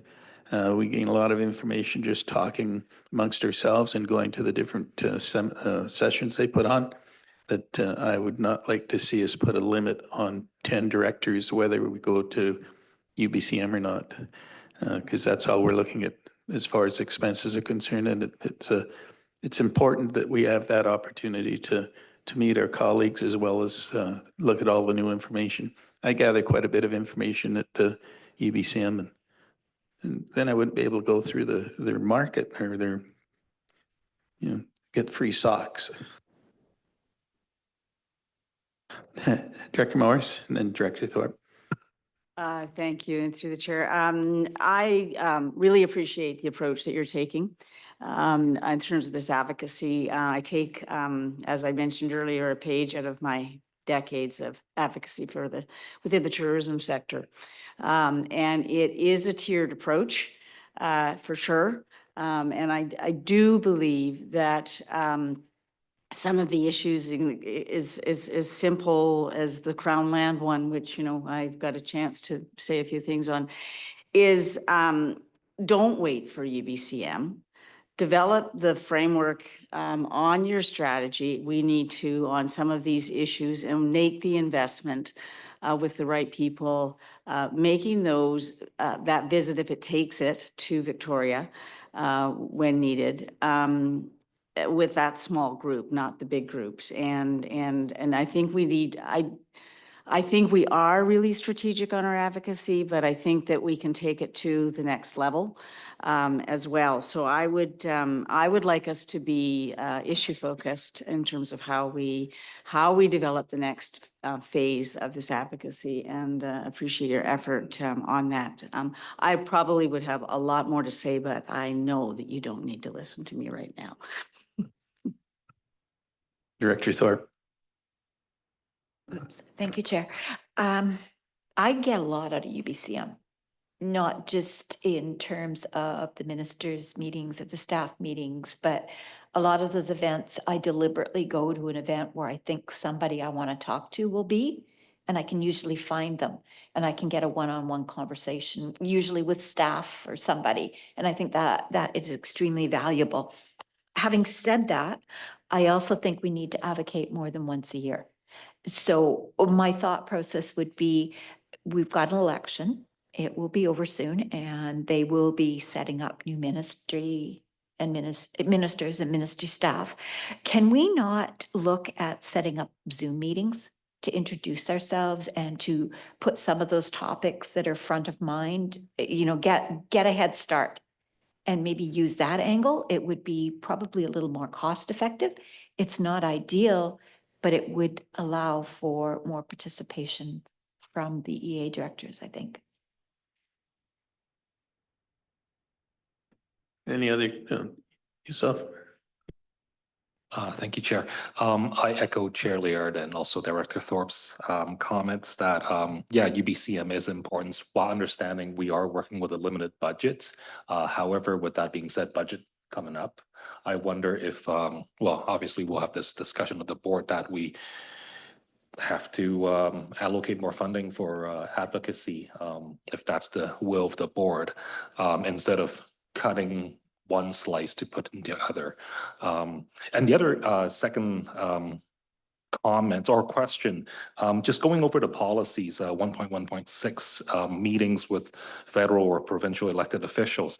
When you say we should seek board approval, and connect with staff first, is that specifically if I say want to meet with the MCR minister and have a meeting, or is that, do I need approval before I go to like a fundraiser? Thank you. Yeah, just through the chair to Director Sao, the policy as it stands now is that directors are supposed to seek board approval and authorization before they meet with ministry staff or ministers. I don't know, I wouldn't want to guess in terms of like going to a political fundraiser, because are you going on behalf of the TNRD or are you going as a private citizen? So there's some implications there, but that policy is on the books currently, and through the framework, we're just looking at amending it that the first stop is to chat with Scott or I or another member of staff just to say, hey, here's something that I'm thinking of taking to the ministry. Are we already doing something on this? Just to reduce the duplication of work. But yeah, no, so that policy exists. And I think it would be up to the board then to determine, what, if you're going to a political fundraiser, if that's deemed right? Like that, I think that it's up to the board. It's a board policy. It's up to the board to interpret it and enact on it. If I could add, Yeah, thank go you, if ahead. I could add, Chair Laird, the private things, the fundraisers, that's totally up to you. You do what you need to do, because that's kind of, you as an elected official have the right to do all in any of that. I guess when it comes to TNRD topics, we might already be working on something, so it's just about collaborating, making sure we're on the same page, and I think that's why the board put that policy in place. Director Grenier? Thank you, Chair. I have 2 points. The first is, Corbin, on the issue of the water, the small water systems.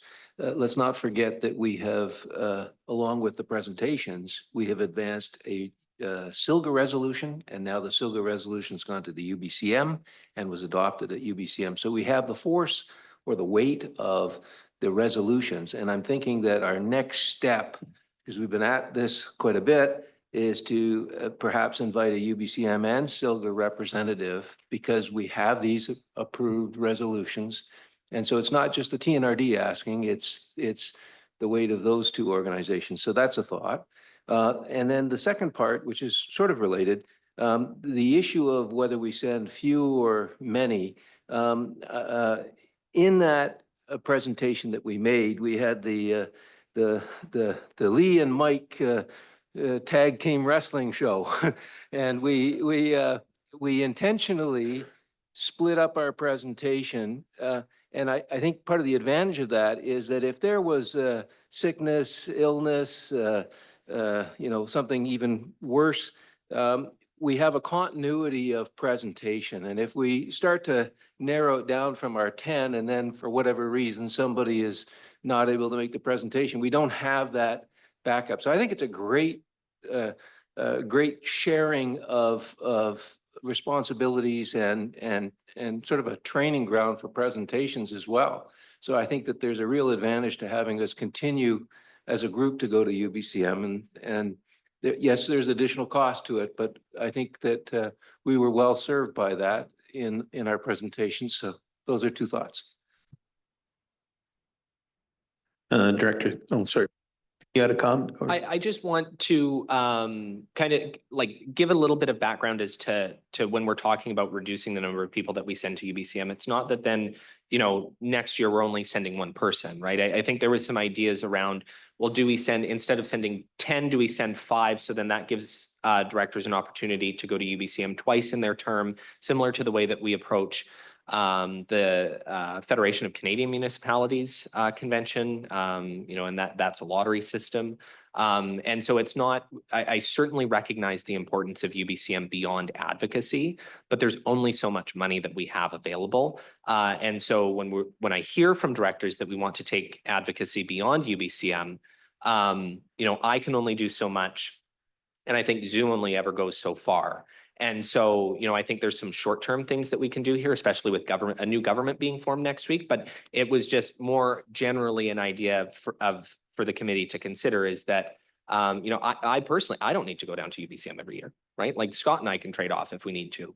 If that means that then we would be able to go down to Victoria once or twice with the money that would have been used to send us to UBCM to meet directly with ministers and their staff for a much longer period of time to move the dial on some key issues. So that's the background and more of a rationale behind it and an idea in terms of what conversations that have been had in terms of how we would actually approach that. So I don't want directors to think that, you know, we're going to start restricting how many people go and who gets to go and whatnot. It was more of an idea in terms of, you know, do folks get to go twice in their term? You have a comment? If I could just add to that, I think everything he said made sense. And at the end of the day, it's the board that decides. It's the directors that decide the money that's spent, put in the budget. At the end of the day, if we need to raise advocacy dollars or funding by another $50,000, then so be it. If we think there's value in that, we're game. So we're just coming up with ideas and thoughts that we can actually have those conversations to see what the best way forward is. Thank you. I think if you've listened to the directors, we're very adamant that 10 of us go to UBCM. If there's an issue with funding, we need to deal with it. It's part of an elected official where you get to go and meet and talk to all the different people, you know, or ministry, or just networking, and it's very important. I don't think the municipalities have limits on who goes to UBCM. You have so many that go, and on my council, that everybody was welcome to go. If they wanted to go, they would go, because it's just as important to local municipal elected officials as it is to us to be able to go down and do that. Trish, you had another comment? Oh, yeah, actually, I'm going to segue into yours a little bit. You have to remember for each EA, there's only one director. It's not like a municipality where you've got a mayor and you've got councillors that can go and represent that city or village. When we're going down, we're representing our area and the TNRD as a whole, but there's only one of us. So that's something that needs to be taken into consideration. When we're talking about the collaboration with staff and with directors in terms of the advocacy and making sure that we're all on the same page, I think we also need to ensure that the directors are made aware of something that's happening, that staff or whomever may be acting on our behalf without our being aware of it. I think that it's key that there is better communication, so that if something is happening in, say, in area I, that I suddenly don't find out that advocacy has been taken on behalf of the area I without my knowledge. Or any other director. I think we need to be very clear that this communication is two-way. Yeah, I would agree 100%. And I know that as staff, we strive to do that every day. And I think we demonstrate that every day. We may have made a mistake in the past or something got missed, but we always reach out to the EA director that's impacted or try to. Director Morris? Just one other thing that's come to mind on this front, and it's almost like private sector advocacy is where I'm going with this. It's the airline industry is an example where we've talked repeatedly about air service and marketing agreements. And you all know that I've been sort of sitting on the sidelines, non-voting member of the airport authority stuff.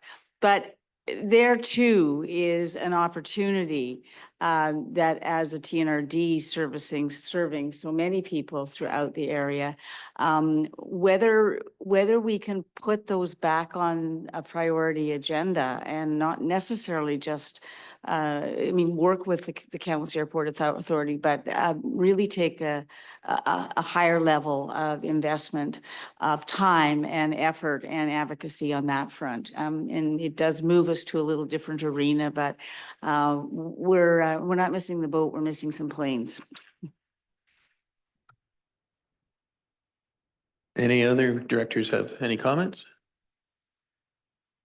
Thanks very much for your presentation. I think advocacy is very important. I know any of the directors that have been to our OCP open houses, that is one thing that we are very aware of. A lot of discussion comes out of OCPs around other services that we don't control as a regional district. And the only thing we have is advocacy to address the issues that come up, whether it's with highways or environment or things that we don't have any control over. Next on the agenda is TNRD sign project update. I think that's Jamie.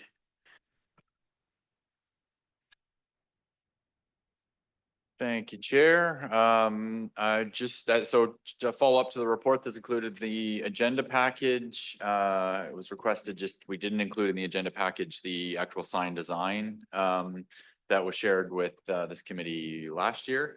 So I'll just wait for that to pop up.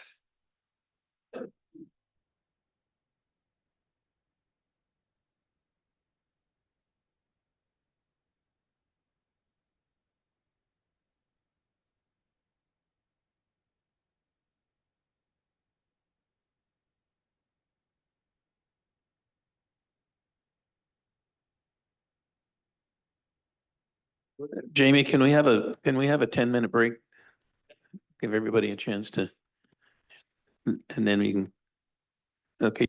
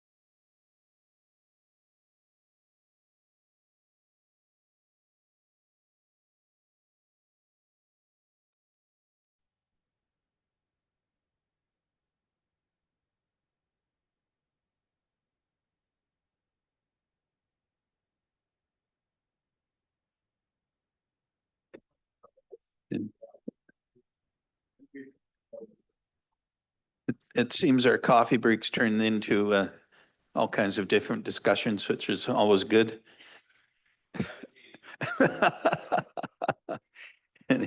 Anyway, Jamie, it's all yours. Thank you, Chair.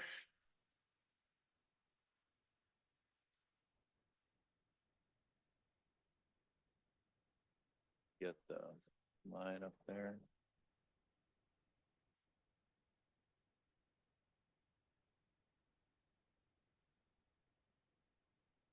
All right, thank you, Justin. All right, quick update as requested. So going back in time a little bit, 2022 is when the board adopted this sign design and gave us direction to move forward with locating 5 of these signs at entrances into the TNRD. So the 5 locations are here as again already approved by the board. The reason that these 5 were selected was essentially these were areas that at least based on our assessment, it was possible to install a sign in terms of MODI right away, as well as MODI requirements or restrictions around not having signage on the major freeways, the Coquihalla and Coquihalla connector.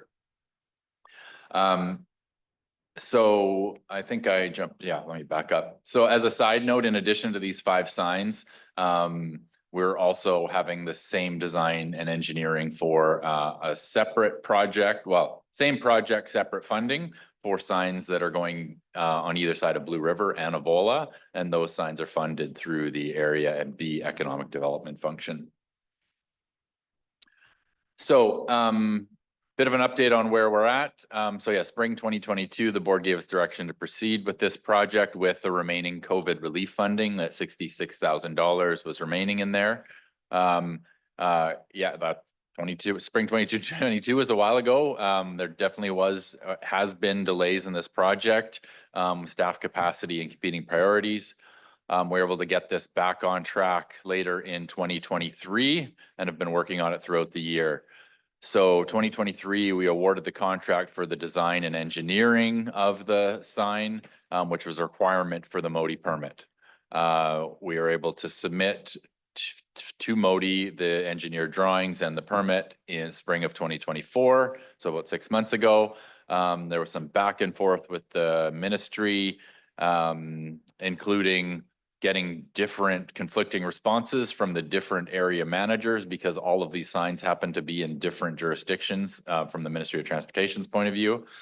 Finally, we got a kind of a unified response from MODI stating that they were not approving the permit because the requirements are to have further setbacks than what we were proposing, which don't actually fit in most of the proposed locations.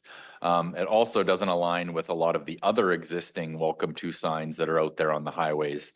Understanding those may be grandfathered, but that's the frustration where we're at right now. So permits are not approved yet. Next steps are, I'll skip to that in a second. Next steps are we're going to meet with MODI staff to try find a solution. If we can't find a solution, we'll definitely bring it back to this board and this committee and the board around other options going forward. But hopefully if we could find a staff resolution to getting permits approved. Once the permits are received, then we'll proceed with procurement for construction and installation of the signs. Kind of a reminder, which was talked about last time this subject was brought up this committee, the COVID relief funding that's allocated will not fully fund this project. We kind of have a high level estimate of about 25,000 for supply and install of signs. So we're hoping to get 2 signs installed for that budget. But once we have a more accurate estimate, we'll come back to the board with some proposed funding source options. Kind of the 2 big ones that kind of are front and center that come to mind is CCBF funding is an option here, or as well as the Community Works Fund. So I just wanted to share this as requested by Chair Laird of the kind of engineered design of the sign. So this is a requirement of MODI for they have breakaway points and the concrete design. So this is if you want the real detailed engineered design, we could share this with you. But that's what was submitted as part of the permit. The issue that MODI is having is they have specified setbacks from the lane of traffic based on the size of sign, and this sign exceeds their requirements for setback that where we're initially proposing it, that it need to be further off. But if we move it back further in most of those locations, it's outside the MODI right away or into a water course or into a mountainside.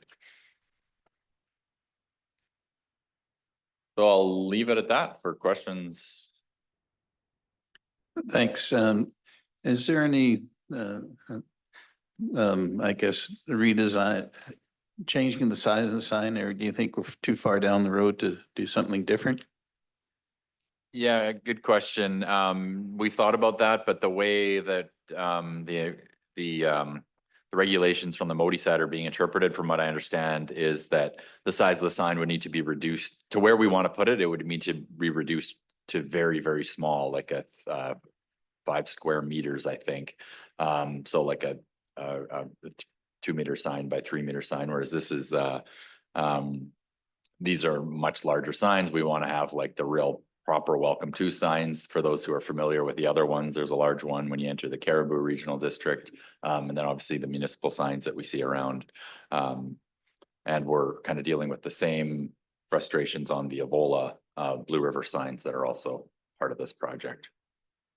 So that was my long-winded answer, saying we don't want to redesign yet. We want to go back to MODI and see if we could negotiate and find a solution before redesigning. Director Youssef. Thank you, Chair. Just sharing, I mean, I've had this conversation with Sherry, sorry? Oh, okay.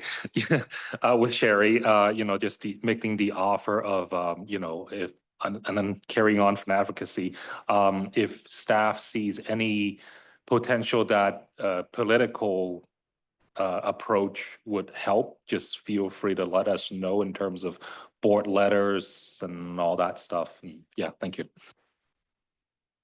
Yeah, thank you through the chair. And that's exactly what I was alluding to when I said we're going to first try go staff to staff. And if that doesn't work, you might hear about it. Any other directors have any comments? No. Thanks. Thanks for the update. I'm sure if we need to do a signage change, it won't be too much of an issue.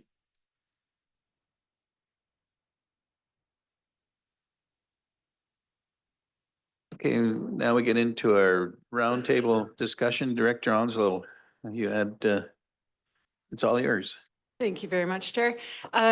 Originally, I had spoken or sent David an email about Teladoc Health because I heard about it at UBCM and then was in contact with the sales lady regarding that. And I thought potentially it was a good possible solution to our healthcare woes in Blue River, which is that we are chronically closed. And anyway, I don't actually have much information except just for your information. And the Teladoc Health is a virtual care setup.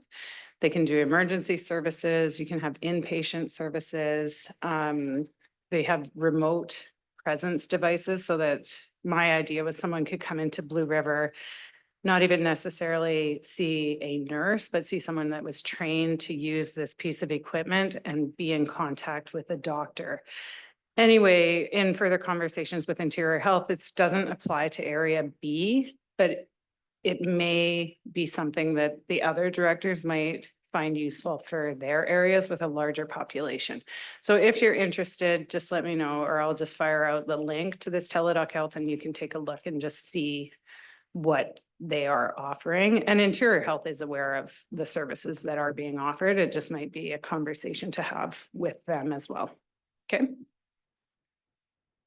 Chair Laird, if I could Yes. just add, Director Onslow, would it make sense to bring this up at our board for the hospital district as well?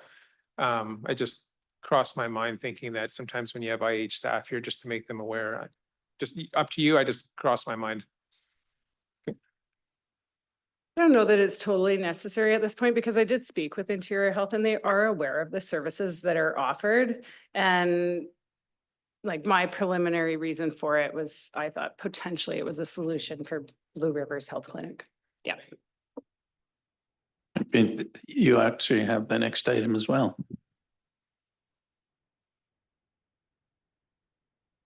Oh, yeah. Beach House. Thank you for the reminder.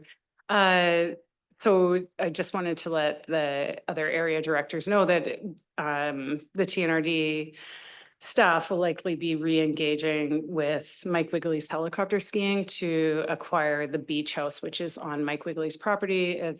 The beach house belongs to Mike Wigley's. And then recently Alterra, another company, has purchased Mike Wigley's helicopter skiing, and we were in conversations about acquiring the beach house prior to that sale.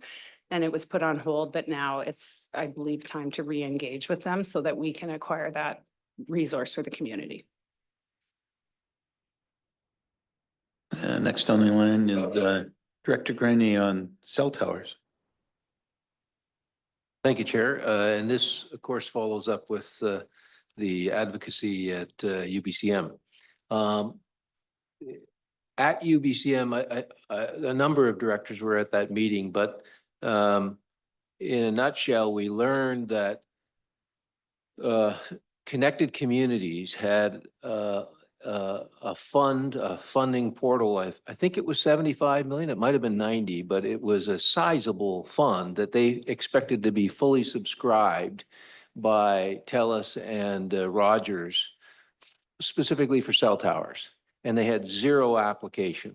So it was proposed at that meeting, what if the regional district was to work with Connected Communities to put in an application for that fund for cell towers? And they said, yes, they would entertain that. And then they commented that cell towers are somewhere in the neighborhood of $1.5 million to $2 million each. So looking at the opportunity, if I think we threw out the number 5, that would be somewhere upwards of $10 million of that fund. And if we as a TNRD board could identify 5 priority items or areas for cell towers, that might be a pretty good initiative for our constituents who have, in some cases, no connectivity, certainly no cell connectivity, but in some cases, no internet connectivity too, or very weak internet connectivity. So I think we should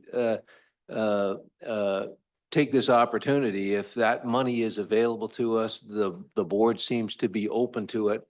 And we have sort of a case in the Tronquil Valley that is driving this right through with CRTC, where you may recall TELUS said that they were going to disconnect an area that CRTC had said to them, no, you're not going to disconnect the area. You're going to keep it open for at least another year and work with CRTC and Connected Communities. So I think we have an opportunity with a specific area where we could advance that. We seem to have open doors at Connected Communities and CRTC. And if we identified some other areas and went back to them with a specific area, say these are the 5 towers that are proposals, areas that we could see well served by cell towers.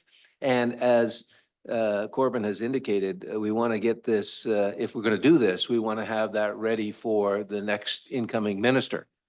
So that's the initiative. And I think, we've had talk about connectivity in the past, and we have said, oh, gee, where would we find the money to do this? And where would we find the capacity to stick handle this?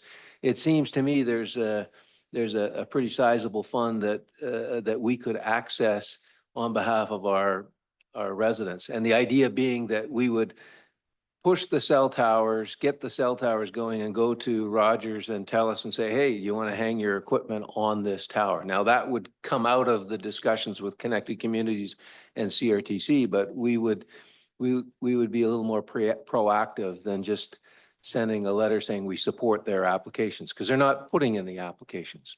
So I'm keen to do that. And I know that, that you had talked about, Braylorn, Herb, that was an area that you thought was worthy of consideration. The cell tower can also deploy, internet to households that don't have good internet through what's called a hub. So it's basically 5G technology that's beaming down into the household to provide connectivity, quite apart from cellular connectivity. So I would really love if there's support for that to give direction to staff to advance this with connected communities on that fund. Yeah, I could make a motion to that, but I was just going to discussion. suggest if you make a motion and then we can have discussion around your motion. And, oh, well, all right, I'll just say that, that the EA committee, requests that, staff make a presentation to connected communities to advance 5 cellular towers, in the TNRD. Second. Okay. Any discussion? Jamie, you have some comments? Yeah, thank you, Chair. Just some comments for consideration by this committee. And Director Grenier and I had discussion about this, and what he's proposing it makes sense from an operational lens and if that funding is available. But for this committee to be aware, this is if we go down this road, this is a shift from the most recent board direction around connectivity, where this board was, we asked for direction and this board said to pursue the advocacy angle instead of the actual infrastructure that we're going to own and control ourselves. So I bring that up because in terms of staff capacity, resources, service, we don't have a connectivity department. We don't have expertise in-house for that, for cell towers. So that just needs to be part of this consideration. I mean, yes, if this recommendation goes forward, we could present a high-level report to the board of what that would look like. But I think that's part of the consideration, is that we don't have existing staff capacity to do that. And owning infrastructure is brand new, or owning cell and internet infrastructure is brand new to the TNRD. Other local governments have done it. There's models out there, but it's nothing that we've done before. Director Hansel?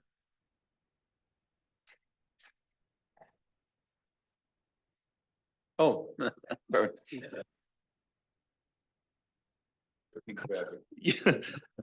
Thank you, Chair. Addressing what Mr. Vieira just said, I wonder if we should instead of directing staff to take it on, direct staff to find a suitable consultant.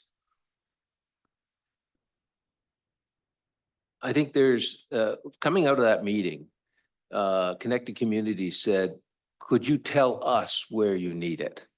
And there has been initial discussions about overlapping some of the Connected Communities GIS mapping with our mapping, so that we could say, here are the dead zones, and we can then say, and here are the communities that could benefit from it, because there's lots of dead zones where there's nobody living. They can't tell us where we need the cell towers. We can tell them where the connectivity isn't there, and demonstrate that with the overlapping. So I think the initial approach would be for EA directors to say, here is a dead zone, a population center that could be served. So the Tronquil Valley in my area is a very obvious one.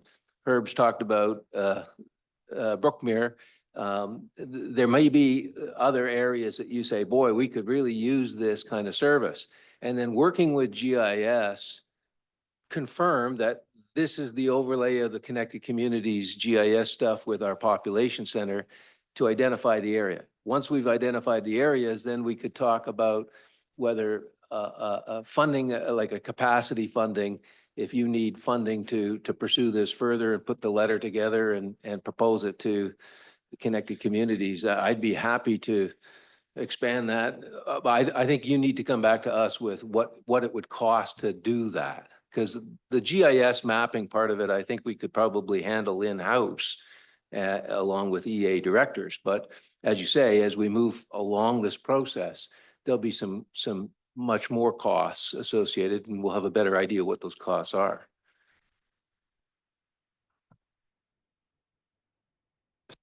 So what you were going to be looking at is the possibility of 5 towers, and then going to ask staff to come back and give us an idea of whether it's even a report on expenses and costs and how it might move forward. Is that what I'm hearing?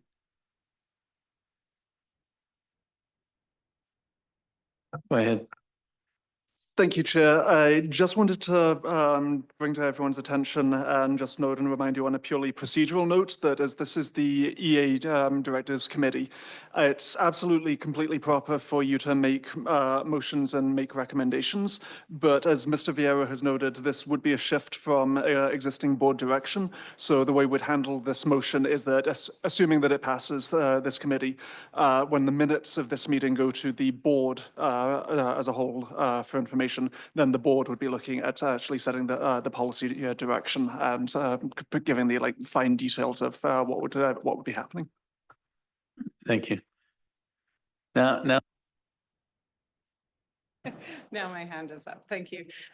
I'm just curious, are we considering that we want to build these towers and then manage these towers indefinitely, or are we just looking for the grant funding to build them and sell them? So thank you. And that was part of the consideration.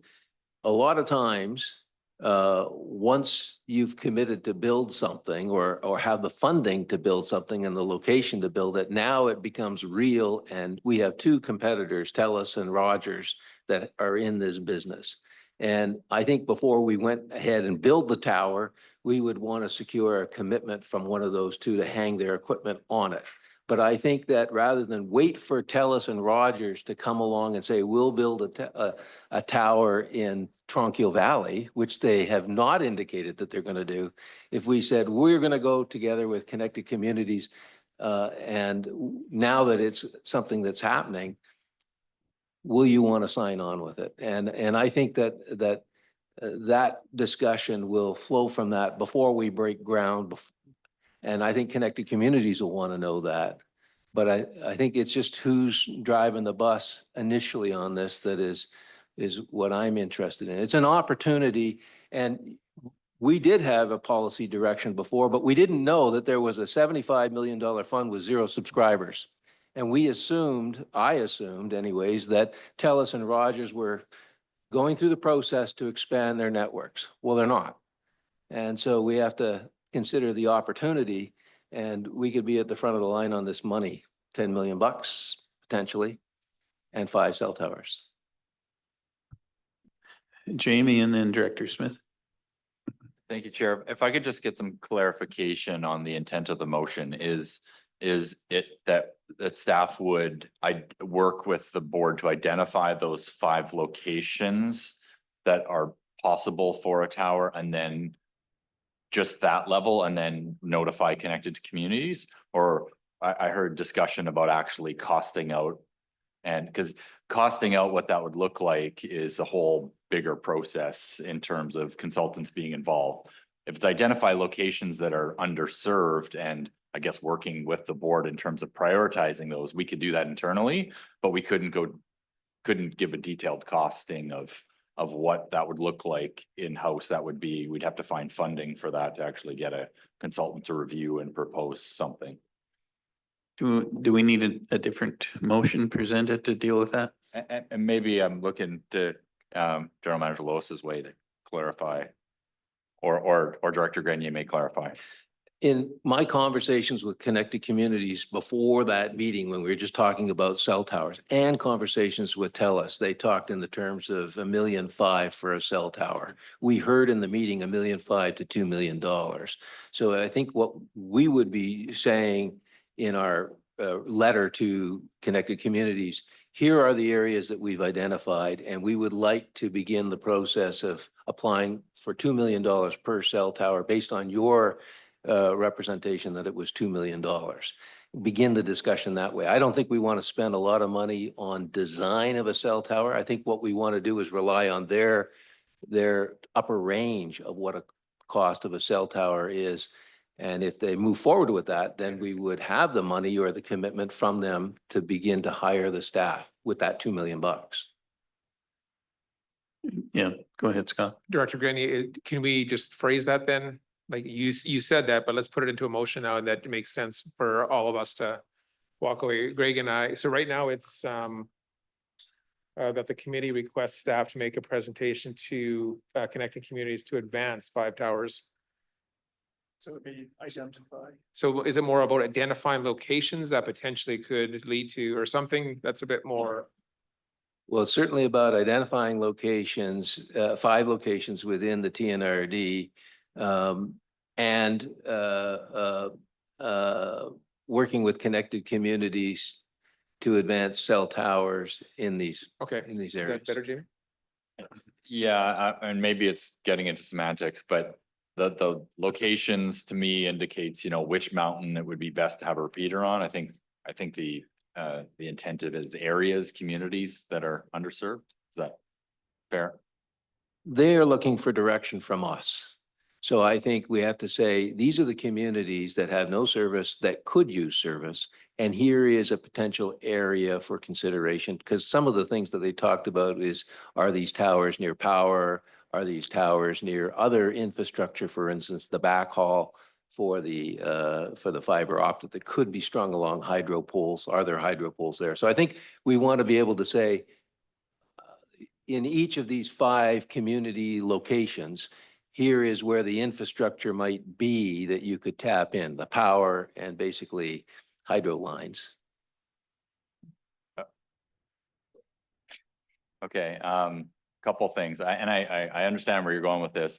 So the 5 communities, I think there'll be a lot of discussion and debate at this table and the board table of what those are. So do you want staff to identify or make recommendations and then the board determine? Because there's probably about 40 areas that are underserved or, sorry, I just threw that number off the top of my head, but I know there's going to be many more than 5. So wondering how you'd like to see that going forward and for the committee to sort of discuss what they want staff to do.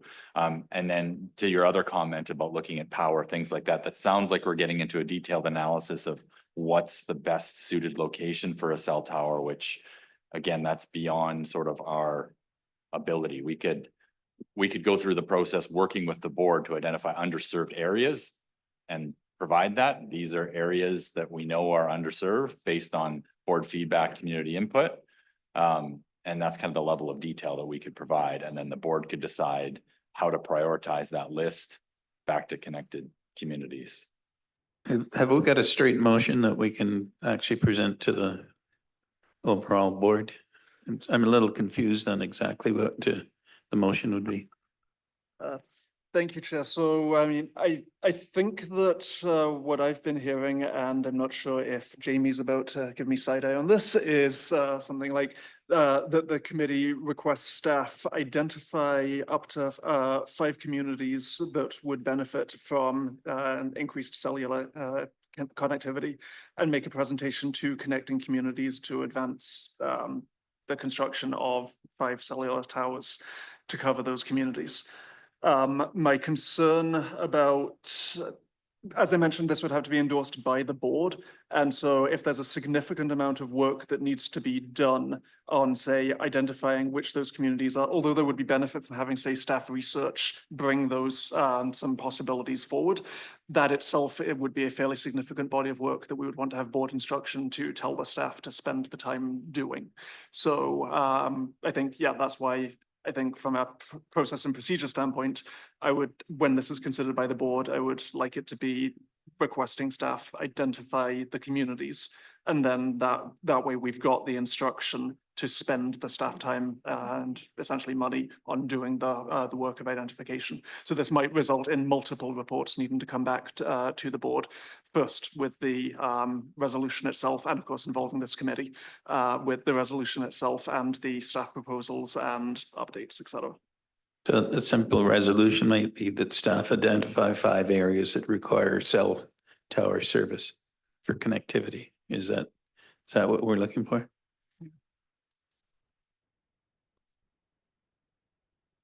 Corbin, you're certain waving.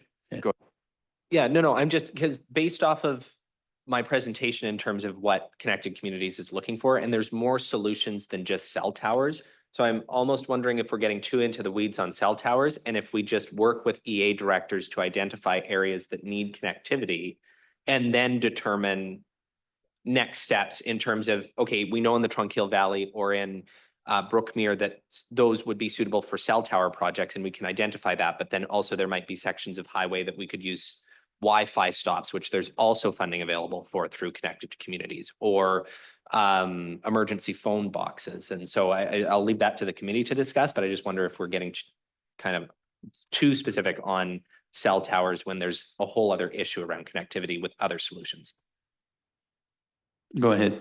Just a minute. Director Smith had a comment to make. I missed.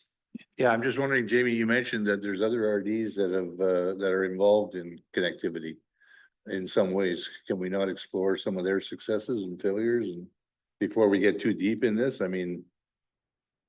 Yeah, thanks through the chair. And so the reason I brought that up is, yeah, that there is other RDs and municipalities who have gone down this road, but they meaning they create staff, have a whole department that, I mean, right? We have utilities department. We can't just, this is the department that doesn't exist. So that's where my hesitation is. I don't want to promise that we could deliver something where we don't have that experience and expertise. So even talking about these 5 areas, I mean, we could do the work and present to this committee or to the board areas that we know are underserved or that we've heard about, but I don't feel that we as staff can come to this committee with confidence saying, these are the 5 communities that are the most need. Everyone around this table is going to have their own opinion. And then there's a lot of information that we don't know about where there's underserved communities. You know, I guess I'd share that and you as directors all know the areas you hear about the most. Is that the most underserved, or are those just the people you hear about the most? I don't know. We don't have anyone looking into this. What I do know, which I'll remind the committee of, is that there was a study done about 6 years ago that was, I think, shared with this board shortly after the election, that did identify areas at the time that were underserved. And that's where I know there's more than 5. There's multiple areas and different levels of service. So I think this is a great discussion, and this topic continues to come up at the board, but again, it's a major shift in terms of what we're doing from a staff perspective, because we don't have that expertise or capacity. So I'm just sitting here trying to wrestle with what we can deliver. I mean, we can do high level work and start the discussion, or maybe there's some sort of, you know, board special committee that kind of could workshop through that and revisit the study that was done 5 years ago that identified some of those things.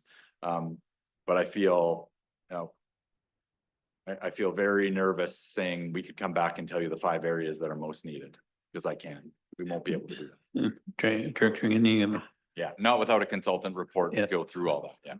Yeah. Fair enough. I understand there could be 40 communities. Rome wasn't built in a day, and we're not expecting all 40 areas to be served immediately. I think that our opportunity, and I think it's a real opportunity, is that we could secure up to, say, 5 towers in areas in the TNRD that are underserved. And I think that a combination of you looking at the old study and individual directors saying, boy, if I had one cell tower opportunity, it would go right over here. And it would not be a scientific thing. It would be saying, these people, I know I've heard enough from them in my area that I could really use this. And then if we had 5 of those, that's great. If we had more than 5 of those, then we would have to sort of come to some priority out of the once. But we have 10 directors. And if we said to 10 directors, if you could dream up a cell tower that could serve your people, where would that be? Some might say, I don't have that opportunity. Others might say, yeah, okay, I've got that. So if we can come up with 5 out of the 10 directors and then prioritize if we need to out of the 5, would that get us on the road? I think partway there, for what I'm hearing is you're saying now that the board decide what the 5 priorities are, not staff, because that's what I'm saying from a staff perspective. We don't have that information or knowledge without having to do a deep dive. If the board feels comfortable deciding based on your own knowledge what you want to prioritize, then that's the direction that you could give us to create a list for connected communities. I would propose, because the one community that sort of launched this whole thing with connected communities and CRTC is the Alpine Tranquil Valley area. So I would say that's a good start. I've heard about Brookmere. I've heard from a few others that they had areas that would benefit from that. If we could kind of canvass a list, submit it to you, and then you could compare that against both the GIS mapping that we can get from connected communities and your report from a few years ago. Perhaps you could come back to us and say, all right, I've got 6 or 7. We're trying to narrow that down to 5. Give us your opinion as to which of the 5 would be best suited to it, and come back to us as the EA board. Would that kind of narrow this thing down? I'm gonna just suggest something different perhaps. Would the motion maybe be for the board to reconsider the direction on, right now, the direction is advocacy. So if the board would reconsider the direction on advocacy and shift to this fund and explore that, and perhaps invite them to a committee of the whole, or something that would allow us to get more information. Because we're kind of throwing darts in the dark right now, and I just don't know how we get to a solution without expertise. We all know that there's issues. I'm just not sure what the priorities would be. So for Jamie or any of us to say, we think this is the priority, on what grounds, I guess, is what we're struggling with. So do we want to first change the direction, like ask the board to change their direction from advocacy to going after this fund as a solution for the TNRD? Because maybe that's the best way. And then we could then at the next board meeting, actually have that discussion with the board and probably get better, clear direction. Does that make any sense? I guess my question is, how long is funding available? And that, I think we're looking at a fairly lengthy timeline just to get areas looked at for connectivity.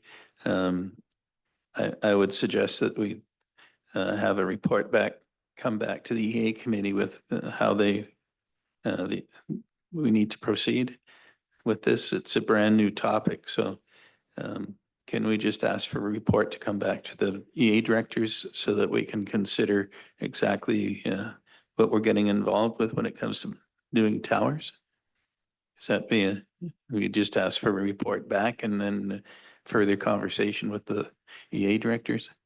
So what would you want in the report? Because that's where we don't have the expertise. So we'll come back and share the old report and say, we think these 5 areas are great, but we don't know. So that's the thing. I'm hearing you. I just don't know what we're going to report on. Maybe without connecting with somebody that knows. Yeah. That's our struggle. Yeah, I do think we need more information for moving forward, but I'm not sure how to put it into a motion that do any of the board members have an idea of how what they would like to see in that motion? And then Director Grenny, do you have something now? Is there any director here that knows of an area in their community that could benefit from connectivity with cell tower? If you have it, maybe put that as a prospective list today. I'm putting forward for Area J, the Tranquil Valley. You've put forward Brookmere. If each director could name an area where they know that there's no cell tower or internet connectivity, we could put a list together, and then you could take a look at that relative to the GIS and relative to the old report, and then give us your recommendation out of that group, which ones you think are, in your opinion, are the best to pursue. Because I think we don't want to miss this opportunity. We got an incoming government, we got a fund that's unsubscribed. They've said that, yeah, the door is open for your proposal. And I want to strike while that's still available with 5 areas. That's what we talked about in that meeting. I think that's why we were suggesting to get that direction immediately from the board as quickly as we can. If we bring it back to another electoral committee and then it goes back to the board for approval, it'll just take another month. So that we're just trying to simplify. If we could the- just simply go around the table here and ask the electoral area directors if they know of an area in their community that they would want to see a priority, and then we could just name them. And then that would be part of the list. Barb, do you have a suggestion on the resolution? Maybe. I'm thinking that, and it was brought up by someone, I'm sorry, I don't remember whom. I think it might be a good idea to get the people who know about this fund, the ones you were talking to, Director Grenier, to come and do a presentation, either to the EA directors or to a committee of the whole, so we can find out exactly what is on the table and is available and exactly what they're looking for. Because until we know all that, as CEO Hildebrand said, we're just throwing darts in the dark. So I think we first would benefit from hearing, obviously, Director Grenier, I know this is a passionate subject of yours. You're very genned up on it. For those of us who aren't and would like to know more about the millions of dollars on the table, and specifically how to access them, I think that's the goal. How do we get this money spent in our area on cell towers? Let's invite them and ask them. I think we could go around the table now and get an idea of the areas where they were situated, and as well as do the research on what is available with the grant. Yeah, so each area director, if they have an area where they need a cell phone or tower, could you just make a suggestion? Director Hooton?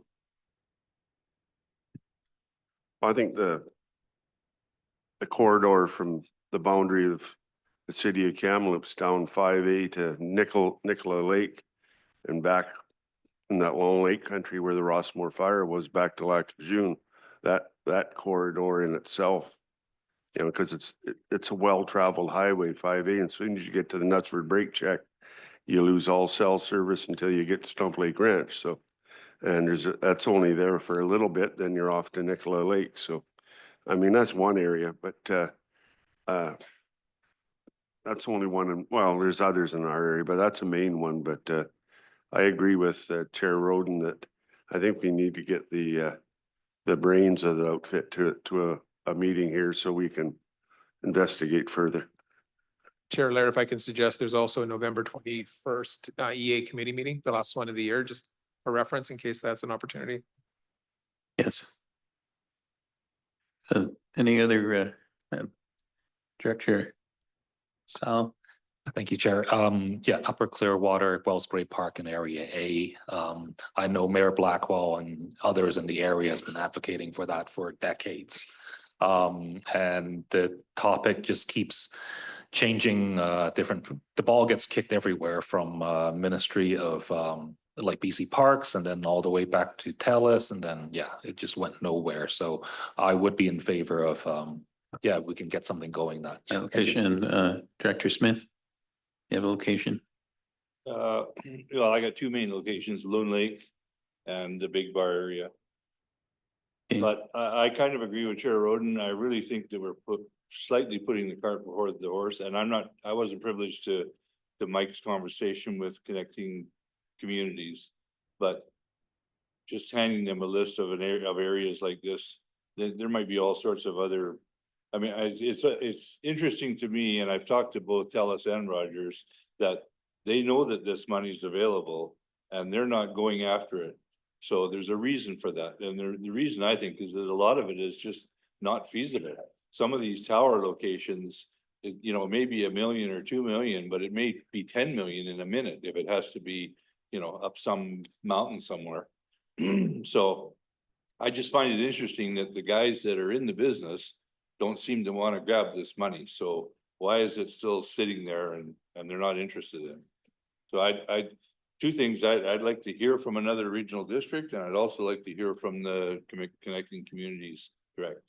The only reason I was asking for locations, it sort of gives us an idea of locations and the possible what we can actually present to Connective and see if it's feasible. Director Thorpe? Well, I would echo Director Smith's comments just so that we have more information and figure this out, because I've actually had a conversation with TELUS about Highway 8, the Highway 8 corridor from approximately, I guess, Secret Garden all the way through to just about Petty Creek. It's a dead zone, and there's a couple of reserves in there as well. And I think they could really benefit, and that highway's dangerous. Floods, mudslides. Director Morris? Thank you. Very briefly, yes, identify, for example, the Heffley corridor would be one where there are gaps and high usage, which I've identified before, even back to my days as an alternate director. But that aside, in this larger picture of this dialogue, I'm very concerned how far we go along this line of almost being the authors of all of this connectivity. I think we need to be really cautious in terms of prioritizing where we're investing our teams, our staff efforts as well. So I'll just leave it at that for now. Okay. We have to, 12 o'clock is approaching. What I'm hearing is we would like a presentation or information from connectivity, exactly what the funding is for and how it's, just more information from them, how it works. That's is that agreeable to you? Sure, Chair. I appreciate the robust discussion. I identify from this meeting 7 areas: Tronquil, Brookmere, Highway 5A, Clearwater, Wells Gray, Loon Lake, Big Bar, Highway 8 corridor, Heffley corridor.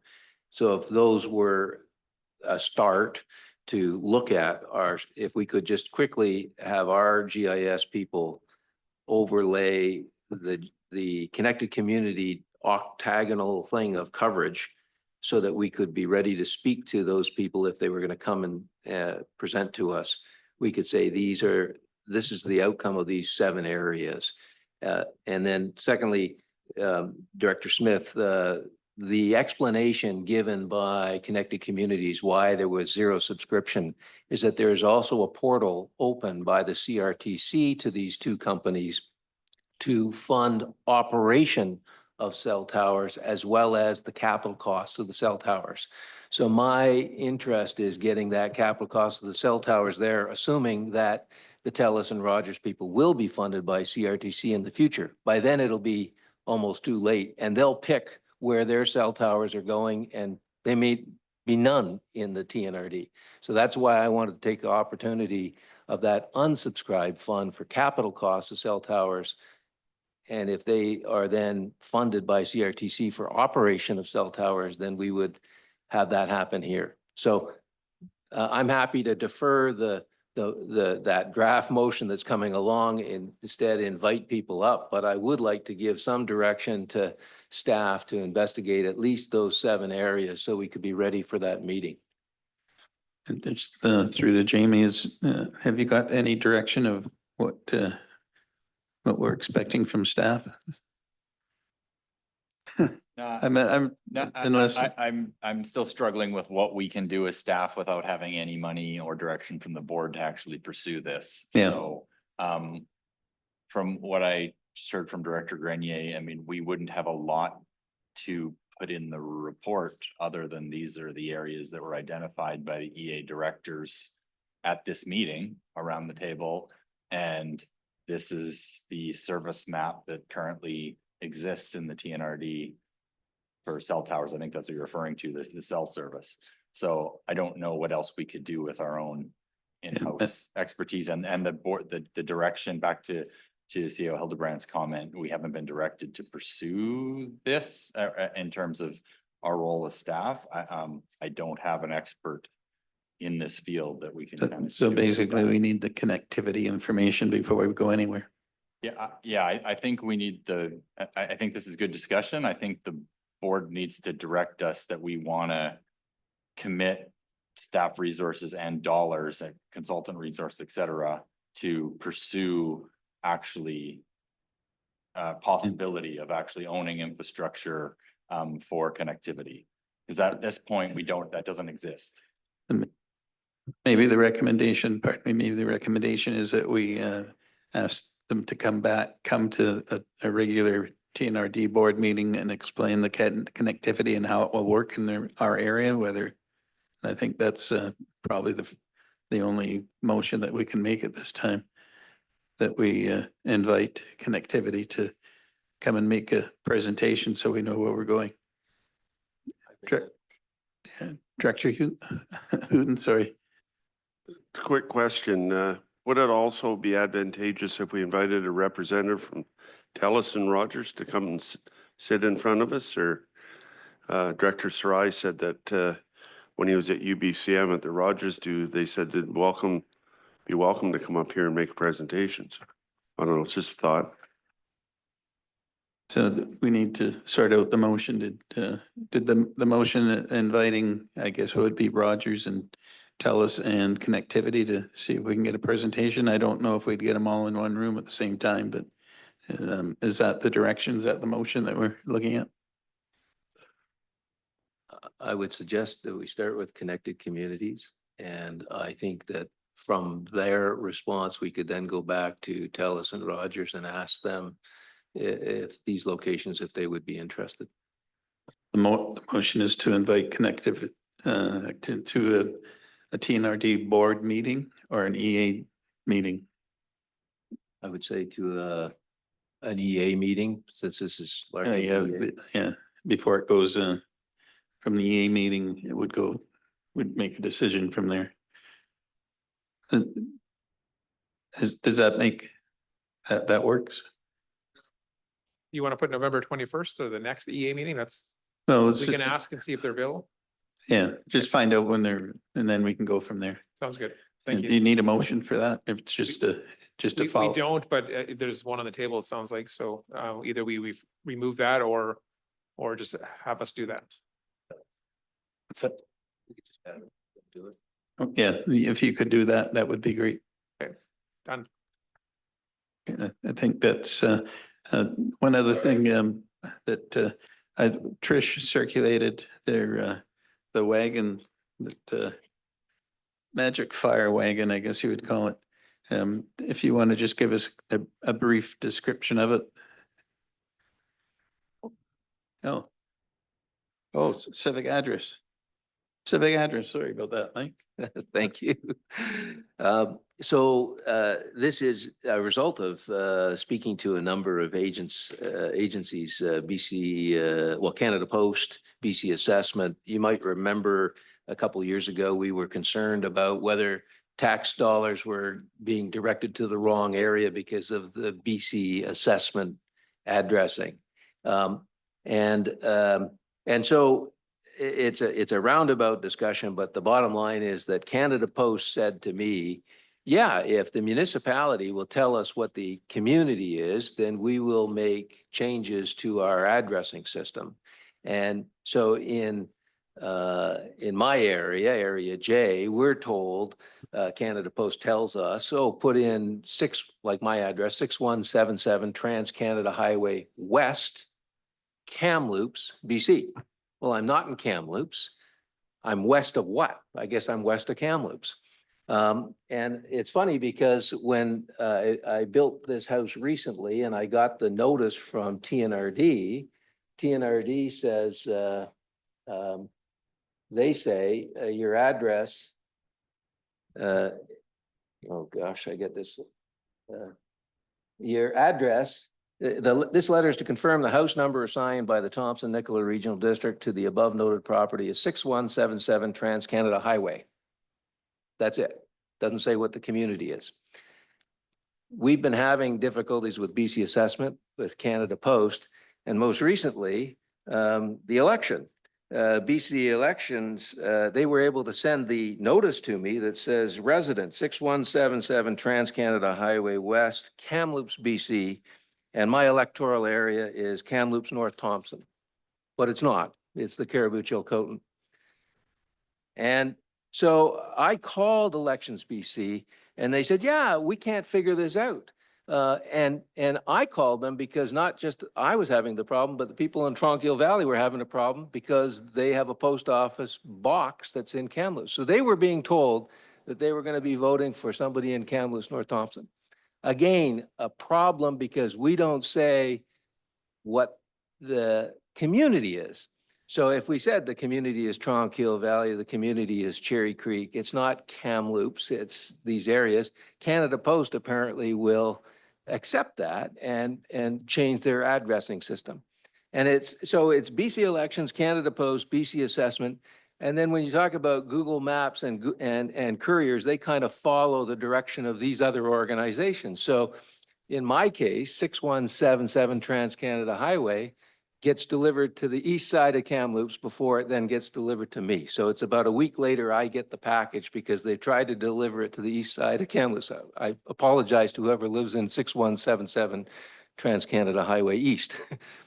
But it comes down to if we could give direction to our GIS people to not just give a street address, but to identify a community associated with that street address. And then we inform these other agencies, we could kind of solve this long-running problem. So that was the idea.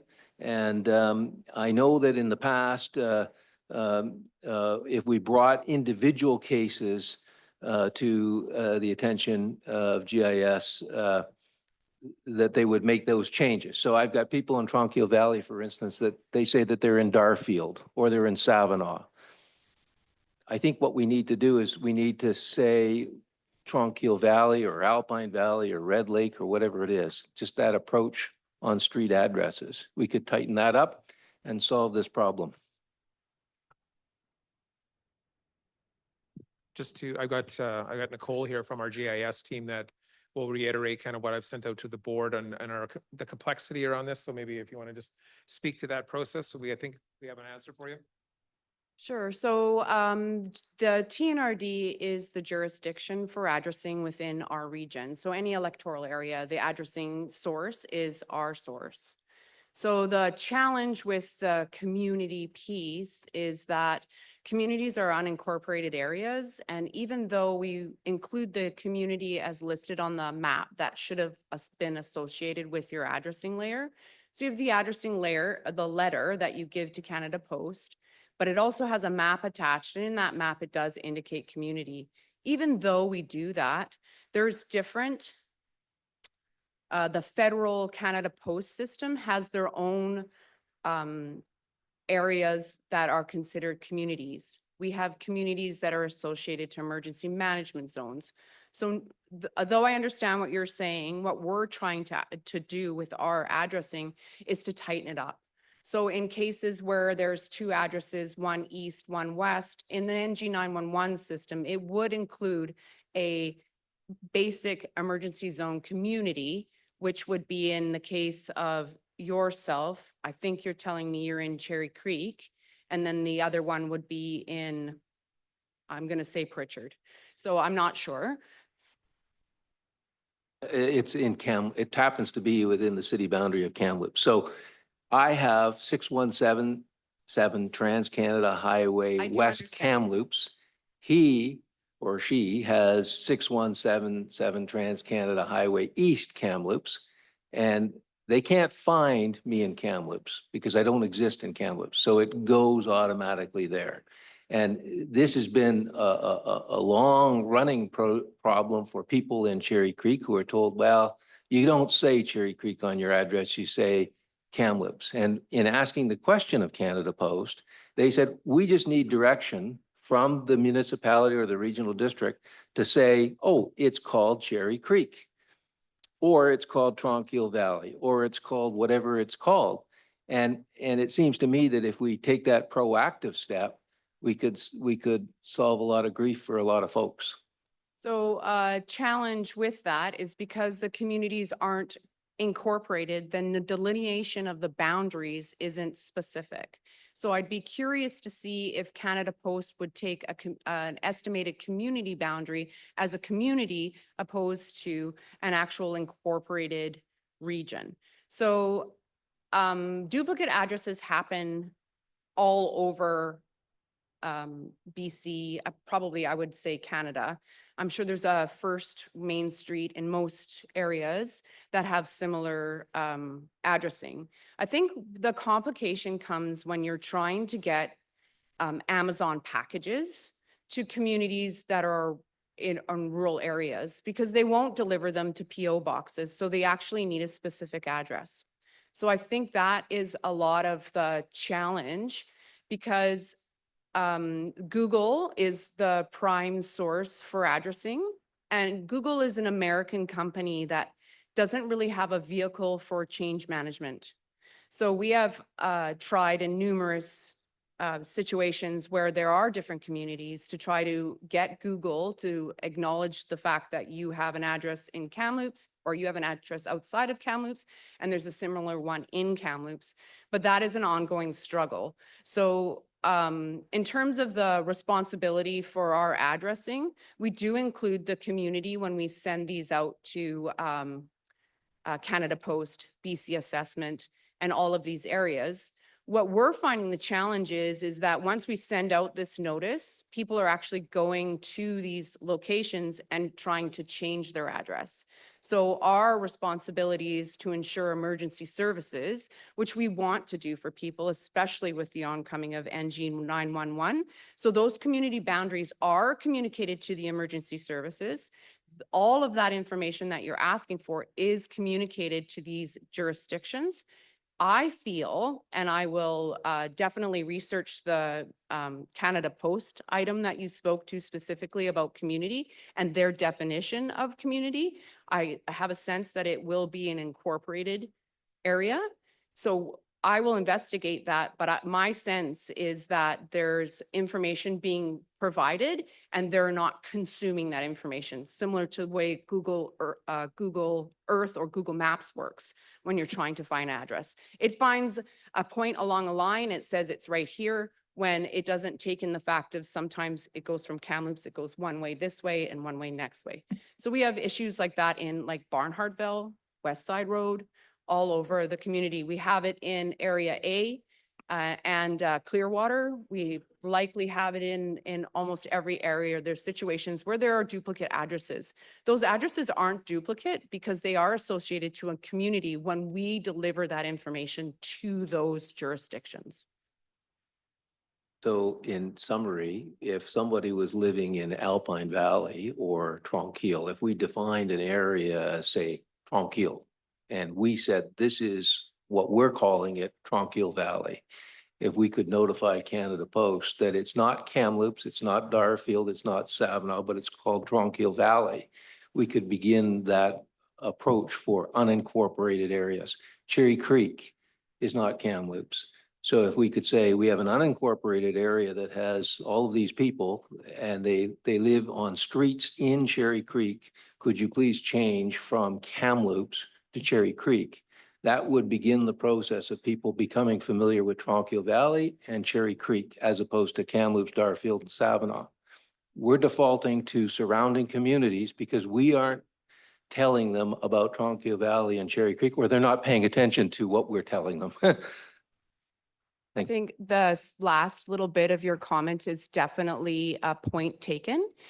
I believe that they are not paying attention, and the delineation of community boundaries, like so local government boundaries, is not within the jurisdiction of the regional district. It's actually provincial. So when they started the emergency services programs within all these regions, they said we had to delineate these communities for this reason specifically, and specifically how that links to emergency response. So there has been a delineation, but none of those meet the survey requirements. None of those get aligned to the parcel map boundaries, and none of that information is considered like an official boundary.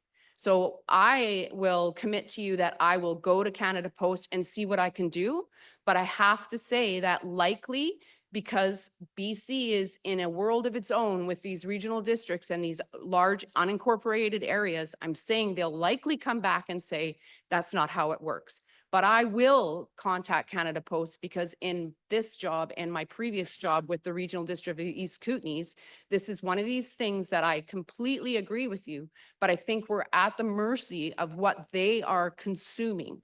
So the community information is on the attached map, which they use to locate the physical address. We have our addressing data online that also includes that community information. Anyone can download our addressing data. You can use My Region View to look up your addressing information. So it's all available and it's all freely like consumable by anybody who wants to take it. So the only thing that I can say is that I can go to Canada Post and see what I can do. But however they defined how their community jurisdictions is, will be how they do it. I know they're going to come back to you and say, just tell us what you want, what you really, really want. But frankly, and I'm not trying to be argumentative or foolish. What I'm saying is that I've gone down this road and this is what has happened. We can't correct Google Earth. We just have to, like, I would suggest when you're doing an Amazon package and they say additional comments, put Cherry Creek, like those types of things. But we are working within the boundary that we're allowed to work with the address assignment. Thank you for all of that, and I don't want to belabor this. I just want to say one thing. I took your letter to Canada Post and I said, how do I get my mail? Because the post, my little community mailbox is right at Gardy Road in Cherry Creek. And they said, well, the letter from TNRD, this is 2021. I took your letter or the TNRD letter. It didn't have a community. And they automatically assign it to Kamloops. And they also put the instruction west, because it doesn't say west on the thing. So I think if we start by saying to ourselves, what do we want to call this area? And then it's called Cherry Creek. You said it's on a map. I think if we say as a regional district or meet with Canada Post as you're about to do, or ask them to come in to clarify what is it we need to do in order to correctly identify these communities, that might have some weight. If you're meeting resistance, then maybe we ask them to come in as a second step. But somehow we have to inform them that we're not in Kamloops, Darfield, or Savinaw. Yeah, it's important to include both those pieces of document, but we could add in the estimated community or something to our letters in the future. But I still don't think it's going to solve the problem, but I'm going to ask them. I'm not going to ask them to come in. It's impossible to get a human on the phone, but I do have an access to an email that is relatively responsive that I will get an answer back. Yes, that's good. Thank you. I think we're going to be in the way here in a minute. Would you mind if we didn't talk about the fire wagons today, Trish? We've got all the information. Sorry, you've got all the information. So how about if anybody has any questions about these fire trailers, you reach out to me. The really cool thing though, I really want to emphasize is this is something that I think all of our little unincorporated communities can do.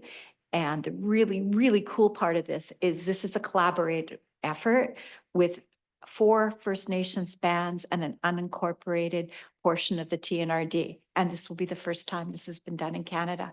So it's a super project. Great, thank you. With that, I'll adjourn the meeting. Thank you very much. It was a lot of work today, but we had a lot of things to discuss.